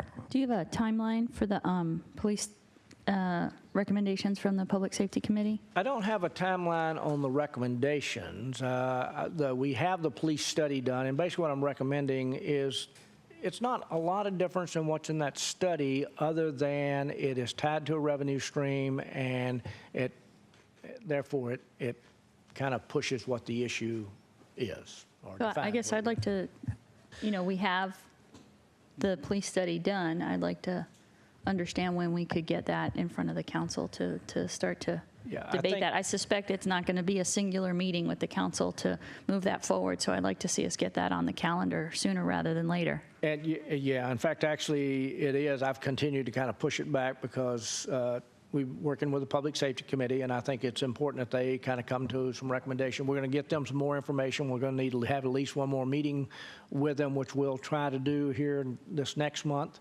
And at that point, if they're comfortable with bringing a recommendation forward, but part of that recommendation, and again, the important part, as opposed to just jumping and doing something like this, because it's a big step, is I think it's one, you need to engage the community, and you need to see whether they agree with kind of where you're at and whether they agree with taking that step forward or whether, they want to wait. I mean, this is going to be a community discussion. It's going to take some time to do. And so I think really to do this and do it well, you're going to be into 2020. Well, that's why I'd like to see us move that forward, because I think that community engagement, we need to give that the appropriate amount of time, right? Because again, when we engage with the community, there's probably multiple methods that we want to be able to do that. And I'd like to see us, I feel like the summer, we have a lot of events in the summer, and sometimes those are great opportunities to engage with the community. So I'd like to make sure we could, if we could, get that to that point before we miss a summer season to be able to have that engagement. Yeah, I think you will get it sometime in the summer, but I think that discussion is going to take a good while for you to reach out to the community the way you need to before you can really make a decision one way or the other. So again, what I'd ask all folks to do to understand whatever the Public Safety Committee comes forth with, it is a recommendation, but part of that recommendation is to have that conversation with the community before a decision is made. Next item is a communication program. I think, again, we have hired a really good person in this position, even though I keep telling her that all this bad stuff that's happened has all happened since she's been here, so she is the fault of it. I second that motion. She continues to try to blame it on me. I don't understand it. But this is another topic I think you need to sit down and talk about, discuss kind of the visions and the goals for this program. I think when you come to a meeting of the minds, it's going to take a little bit more discipline on part of the council and cooperation if we're going to have an effective program, because if we don't communicate collectively on things, you're going to send a mixed message, and that's going to undermine the credibility of this program, and it's also going to, it limits our ability to communicate the needs of the city as well as the council's actions. And so, again, something to talk through and come to a meeting of the minds on. Now, the next issue is fairly minor. It's transportation improvements. And again, I can give you some of my thoughts here as we go through. The first is, I think, really you need to think, what is the goal that we're trying to achieve? If it is a reduction of cars on the road, unless you're going to take some pretty draconian measures to enforce certain things, and I don't even know what those would be, I don't know if that's a realistic goal. If the goal is mobility, there is a lot of work that we need to do. We've talked about the TMP, and that needs to be in place. I think, you know, maybe there's some discussions we could have with the school to create some incentives for more students to ride buses, because that definitely is one of the things that it clogs up the morning commute. There's 202. There's one of the things that this city is hamstrung with, which you're going to suffer with from now on, and it's really something that this council inherited, and you can look back over time and you can blame whoever you want to, but when this city was created, you did not do a TMP. In fact, I'm shocked that you don't have one. I've never been to a place that didn't. But because of that, the grid was never laid out. So a lot of the linkages that you should have is blocked now by subdivisions.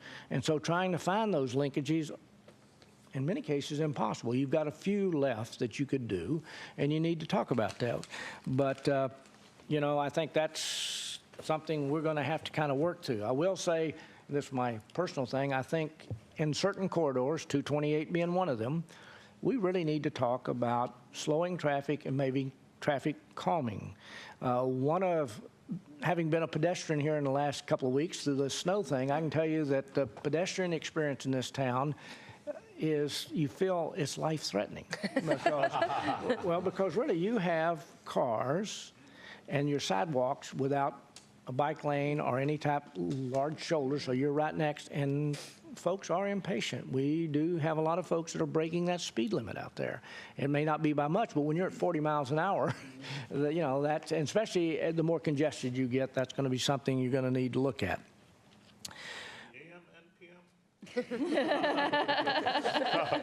Long, actually. My point exactly. Yeah. The other thing that, again, and this has led to some confusion, and I'm sorry for that, because I do understand folks' anxiety when they look at changes to all of this. It has to do with, as I think the council well pointed out this evening, is you have a failure on Sahalli. So we have fairly limited options, because what we have, we can, as we know, the concurrency model pointed, we could do a couple of big projects on Sahalli, and I haven't seen any of you really wanting to go to 4 or 6 lanes on Sahalli to fix that. So, but you also have some issues with permitting on development. I think all of you have kind of expressed the need to address some of those as well. So it becomes, what else can we do? And what we've looked across is there are some projects, either conceptually or actually, that are smaller projects that you could do. And all I'm asking you for this evening is up to $20,000 to take these and model them. And I'll come back to 42nd in a minute, so hopefully that'll calm some folks' nerves. Because that will, if we model them, then we can look at them individually and hopefully collectively, if that money was stretched to say, if we did this, does that give us any relief? If we did this and this, does that give us any relief? If we did all of this, would it give us any relief? And if it does, so be it. If it doesn't, then you're back to looking at, do we do a bigger project? Do we come back and revisit the model, or do we stay the course and endure whatever comes out of that? You're going to have those options. But you can't make those decisions unless you have information, and that's what this is about. In regards to 42nd, I think all of us realize if you open the barricade on 42nd, you've got some issues you're going to have to deal with that street to really make it a passable street. It has, it's unique, I'll put it that way. Now, in reality, and I could miss the mark, because I'm just guessing at this, and this is some modeling you can do. I don't know if the numbers from what you looked at last time will change any, because the reality is I doubt if many folks would, traveling along Sahalli, would cut through that circuitous route to try to get to north. I think mostly what that would be is an outlet for that neighborhood. Now, the deputy mayor and I sat down this evening with a gentleman who has another idea, which actually I think is a better solution, and that, again, it's another connection, and that's what we're looking for here. Maybe not 42nd, but a connection to how do you relieve some of that traffic to get it out some places. And so, you know, and there may be some others that we just haven't seen. This will give you a look at what something like that may do, whether it's this street or something else if you can find it. There may not be any out there. If it's just this street, yeah, you're probably not going to want to push that issue. But you know, you've got to look at these options because you have so many limited abilities. Part of that in one thing, again, so what I'm asking this evening is permission to spend up to $20,000 to model these. The other thing I think that you may want to do is what the deputy mayor was talking about before, is form a council subcommittee so we can sit down and look at this other option and see if that's something we want to throw in this mix and model it as well. Hang on. I know, but I've got another light on. Can we? Okay. Can we start the motion first? Can we make a motion of that so we can actually have the conversation? He's still, asking for a motion. He is. I've got. Second. Okay. Councilmember Stewart. So I actually wanted to go back to number 9 and ask the question of what is stopping us from starting the TMP? So not to go back and rehash, I'm happy to do the study of intra and intercity shuttles that we may, you know, set up separately or first or however we want to do that. I don't want to delay that in any way. But what is like when we last January we voted to put the TMP on hold and do concurrency, but that the idea was that as soon as we finish concurrency, we'd pick up the TMP again. So best I can tell, we've got a new concurrency model in place, and while we have to go figure out how to solve for that, what's stopping us from starting the TMP at this point? We're actually beginning to work on the TMP. Great, okay. I just want to make sure, because I really do, to your point, we need a TMP. Yep. However long it takes, it's going to take, but we've got to get moving on that. Opportunities are closing as we speak, so that's really what I want to do. And we had a good discussion with staff and our consultants, and of course everybody comes at things a little different. That's the beauty of this group, because it is a team effort, and collectively we're stronger than what we are individually. And I think you know, there were the opinions that we ought to go dark for a while and complete the TMP. My position is we can't do that. We're too far along the road. We've got to do these things simultaneously at this point, which means we're going to be stretched to the limits. Particularly we get things like what's happened here in the last several weeks where your computer system goes down and things, and that throws us off. So this time frame is going to have some flex in it, because you're going to have more of these things come up, and there's just not a lot of us to throw at it. But I can tell you these folks are working as hard as they can to move. Well, appreciate that. I do. I just want to make sure that we are, that there isn't some other barrier that you needed something from us to get moving on that. So thank you. I have a question back up there too. You jumped into the next one before I had a chance to call on the line. So I do have a question on C, which says improve transit service to and within the city. This can be done with strong work with our partners or the development of an intercity transit program, which was part of what was that trigger for what I discussed earlier. So this would require voter approved funding for its operation. Are you talking about the shuttle? Or I had emailed staff too, just out of curiosity, what it would cost to buy express bus service off the top, which would require a levy by the voters. But I didn't know what you were referring to Well, here. my thought is, and it's something to look at, I won't say that you would necessarily jump into it, but you have an interesting city in the fact that we have 2 roads that run north and south. And you actually have a couple of connections. You could almost do a figure 8 type thing. And again, if you had this, the regional service that you could connect this to, you might want to look at running your own bus service here in town that ran, again, to make it successful. Okay. It has to have convenience, and it has to have those narrow headways so that you're not sitting out there waiting for 30, 40 minutes for a bus to come by. Yeah. A lot of smaller cities have that. This one's laid out in a way that you might be able to make those connections and then service those regional routes so folks would jump on that bus, especially for inner city stuff, it would work, and then they could connect out and make those regional connections elsewhere as well. So, I don't know, just a thought, and maybe something to look at. And again, that's going to cost money, and if you're going to do it, you'd probably want voter approval to do it because, again, you'd be operating something. And, of course, everybody criticizes buses because they're running, nobody's on them. It depends, you know. Well, I think that's a catch-22 because we don't have the express bus service. Yeah. Yeah, I know. Well, there's lots of reasons for it doesn't happen. It depends what time of day you look at them, too. So. Sure. So. The other. I've got a question.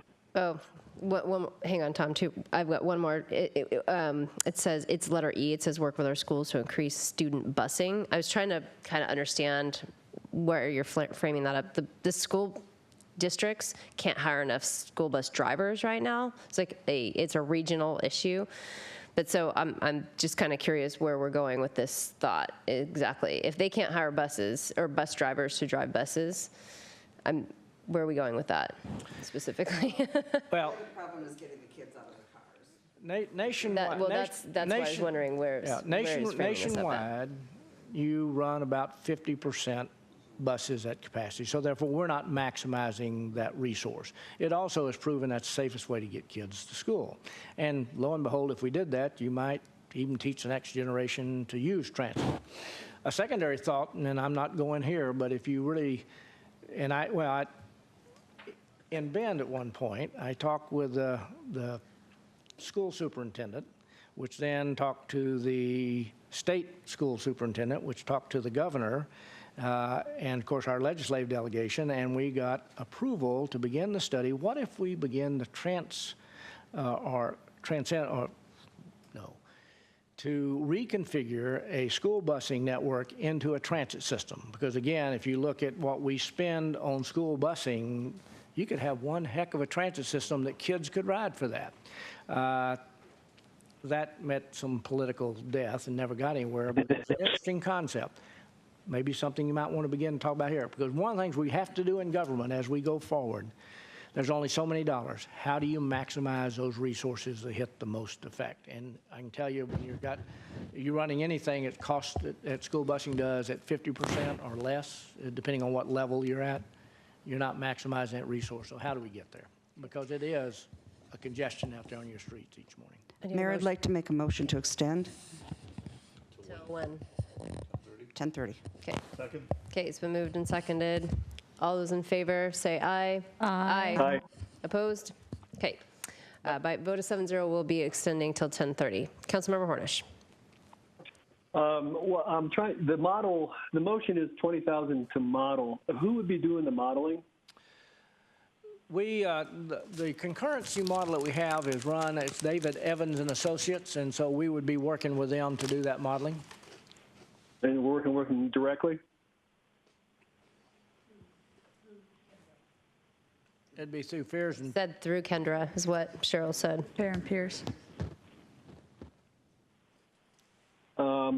We have Victor on under contract now too, right? Victor. I'm just trying to figure out. My understanding is his contract continues to work. At least he sat down with us here the other day when we talked about this. So.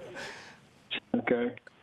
Is this something that he could help us with too, with the liaison? I mean, it's more of a liaisoning with Evans, I think, right, than it is actually doing any work for Fair and Pierce.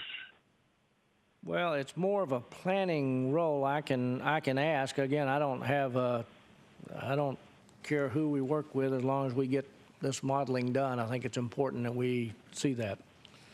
I will tell you that both have some other contracts that, that may raise, you probably need to discuss. Those are not big issues one way or the other, but so. Okay.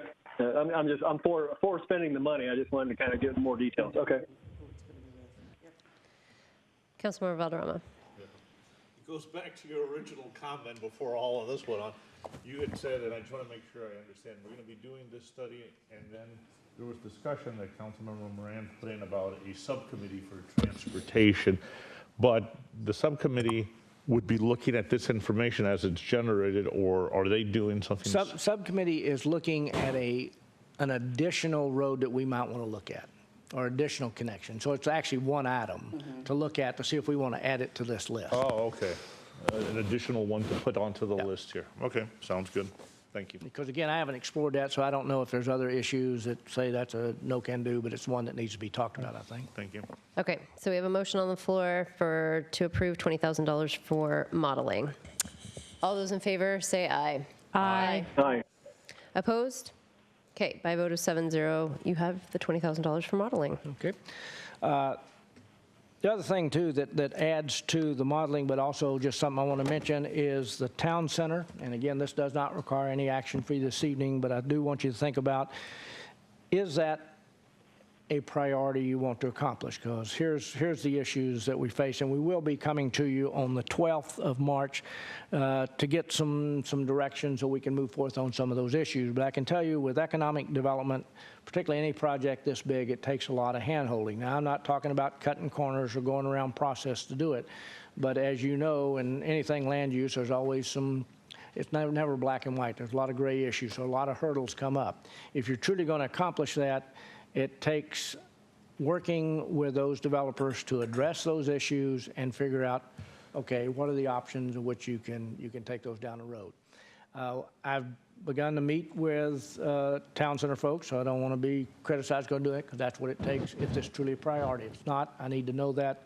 And again, when we come to you with this direction, you can tell us which way you want to go on these particular issues.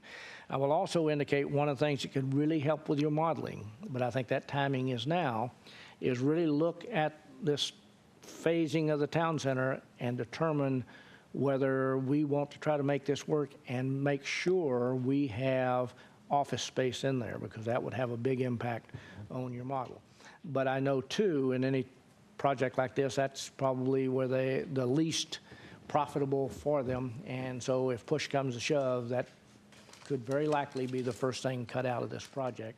And we want to make sure, if this is a high priority, we'd like to see a piece in that. And I think, again, there's some incentives that we might want to talk about to make sure that that gets done that way. So just some thoughts, and we'll be talking to you about that. The other issue on there is financial sustainability. You have indicated that's a priority. I've talked to you a little bit about two particular revenue streams that are underdeveloped here, one being the utility tax, and that is what I have proposed you look at if we are to fund police services. The other, of course, is the property tax, the bank property tax, and again, any city manager that sits in this chair, so don't beat up the next person, because they're going to tell you the same thing. At least on an annual basis, you ought to be levying your 1%. If not, you're giving up the compounding effect. Now, one of my crazy ideas I proposed to these folks today, and as I've indicated, a lot of my ideas crash and burn on takeoff. This may be one of them. But if it is legal, and I don't know that it is, but that's something that Mr. Kenyon, I apologize having my back to him. Prepare for impact. If nothing else, you might want to, this is the Oregon approach, which everybody criticizes, but you might want to levy your property tax, and if you don't use it, or if it's your property tax collection over a certain amount, refund that amount to taxpayers. Now, I don't know that you can do that, but it'd be a way at least you don't lose the compounding effect, because you've given away $8 million over the last 10 years. That could certainly be used to go a long way. I think you need, again, I'm not saying you should do any of this right now other than the utility tax, because that's what I recommended for police services.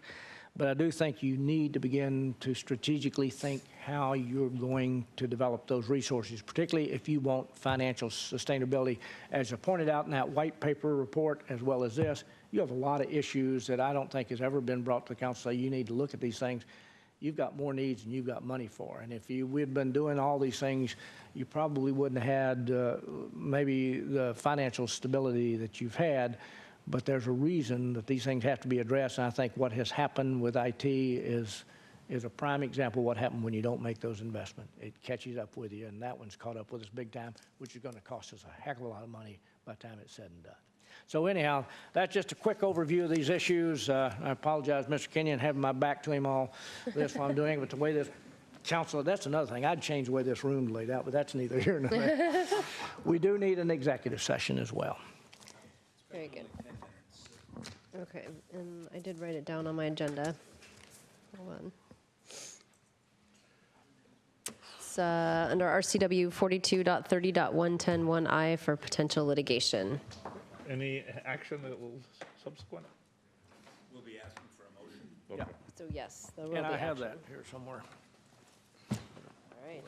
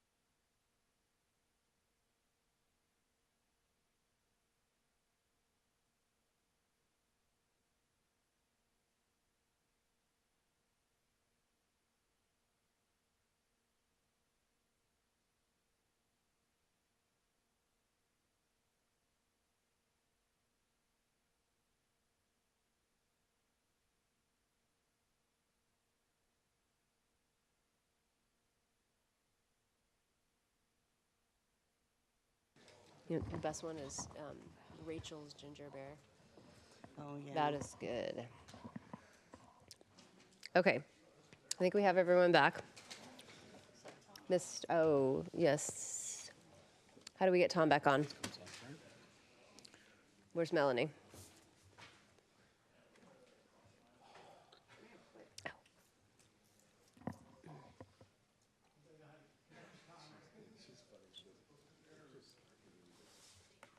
Yeah, I like that. That's for damn sure. I would, you know. Yeah. Withdraw my application. Oh, well. If they're not watching, they're not worth it. Right? Yeah. It's crazy. Well, we did, but there weren't Yes, any there, but there's a couple. Tom, can you hear us? I'm on. I'm on. We've Yep. got him. All right. Councilmember Ritchie. Are we back when this is up, or are we? When this is still up, are we back? I don't know. Yeah, he's right. We've got him. We just Are need to make sure we're he rolling ran the back tape. there. I don't know. Melanie, do you take care of the executive session screen? Oh, there we go. There we go. Go.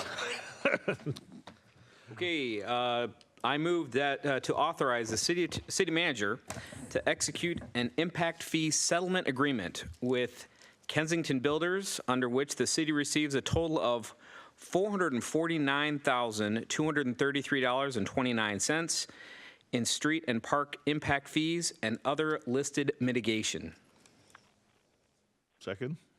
Okay, it's been moved and seconded. Any discussion? Okay, seeing none, all those in favor say aye. Aye. Aye. Aye. Opposed? Okay, by a vote of 7-0, that passes. We're going to back up real quick. Council reports, I understand there are a couple. Councilmember Ritchie? Yeah, just very briefly, I just want to state that we, your legislative committee, went down to Olympia last Thursday, I believe, and we had meetings with, I'm going to say 6 of the 9 that we intended to, but with the snow holidays and all that stuff, we were not able to catch. It was just kind of a hectic day. But we were able to meet and have great conversations with those state legislators, and then our lobbyists. I'm going to do it again, Luke and Nick. Luke Esser and Nick Federici did an outstanding job essentially organizing the meetings, managing expectations, and laying great groundwork for us. So I think we did a really good job there in terms of our decision collectively and hiring them and preparing for this legislative session. And the legislative committee kind of decided that we were going to ask those guys, our lobbying group, to essentially provide an overview of what was discussed and how things went. I did see that email today. So That's correct. And we both, I think, it's not speaking for my other committee members, I think we all had a chance to read it, and I definitely stand by what was said there. And if there's any questions we can answer about what went on or what the expectations were or how things went, we definitely have a foot in the door there. I mean, really, I think it really paid off having representation and having a group down there and lobbyists and having council members down there speaking to these state legislators. I think the payoff is going to come hopefully soon, especially with the fish culverts and maybe the Metro monopoly. Representative Sen went out of her way to help with the Parks annexation. the parks annexation bill that The double had some taxation, holes yeah. in it, and that she was able to recognize. She really stepped up for our city in that regard. So, major help to her for doing that. Kudos.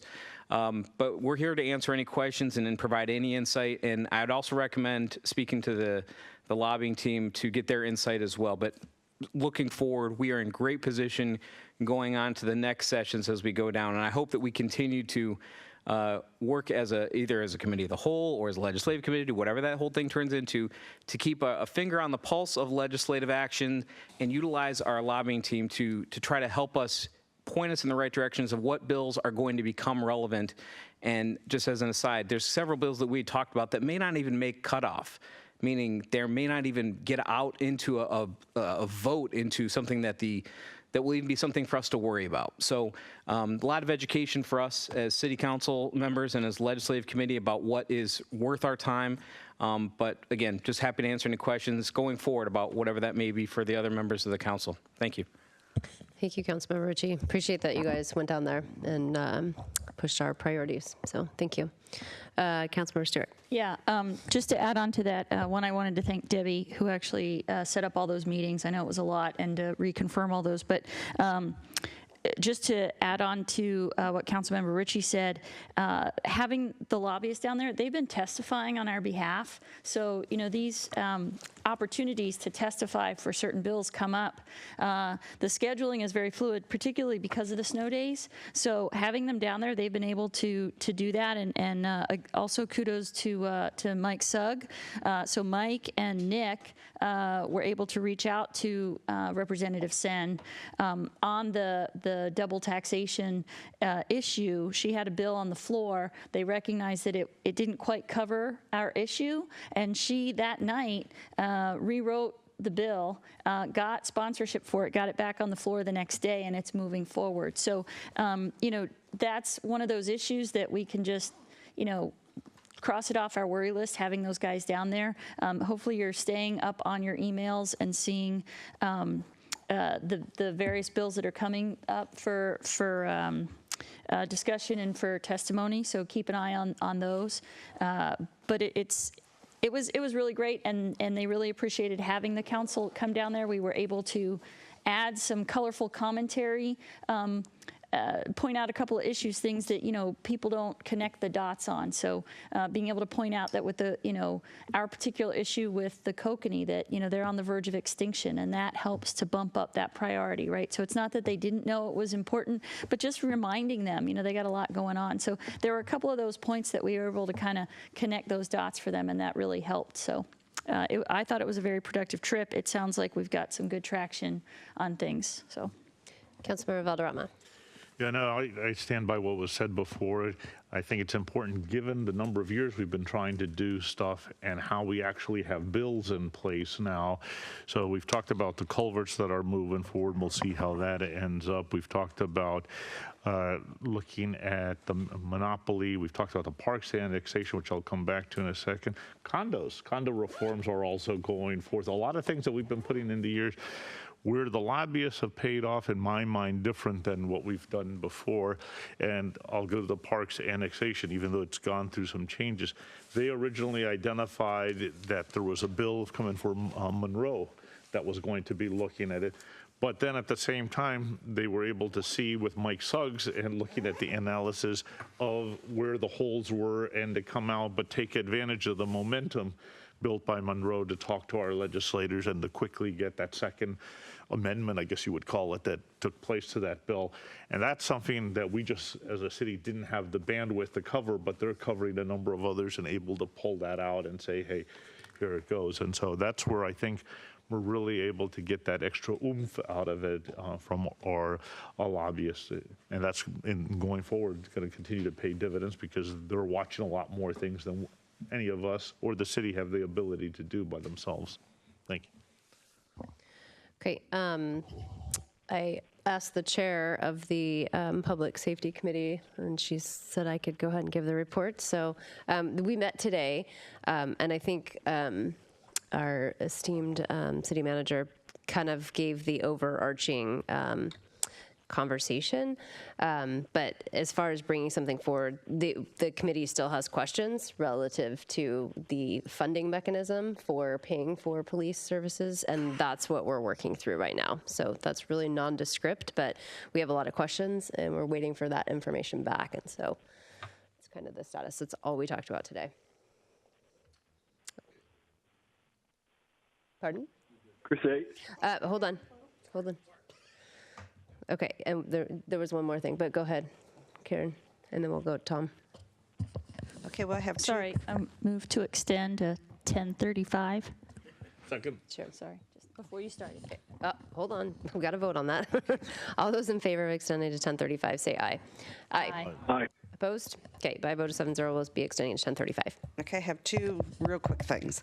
I had been contacted a few weeks ago by Renee Bornfried, who is the president for the Sahali Association, and then contacted again this last week.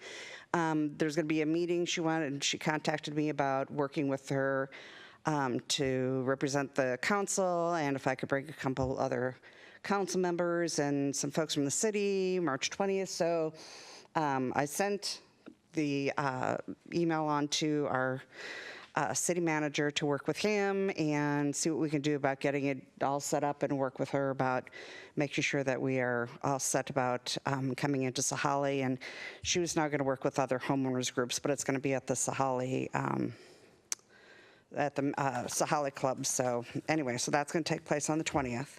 And then also the EF&R meeting this week, one of the big things they're pushing, and I want to make sure that everybody gets it on their calendar, because it's going to be at the Sahali Country Club this year, is EF&R celebrating their 20 years of EF&R, and it's going to be Saturday, October 5th. So everybody make sure you put it on, and they'll have an announcement that comes out, and I'll make sure I forward it to everybody. But since it's going to be in Sammamish and it's going to be at Sahali, just make sure, and it's open to everybody who's on the council, make sure you get it on your calendars. So it's going to be Saturday, October 5th.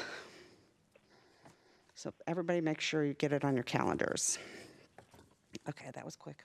So the Sahali meeting, you mentioned taking a couple council members and/or staff. I think we probably want to predetermine that, since if it's not a public meeting, we can't have a quorum of council members showing up there. Right. So I had told her that I would bring a few council members with me that, and how did I place it to her?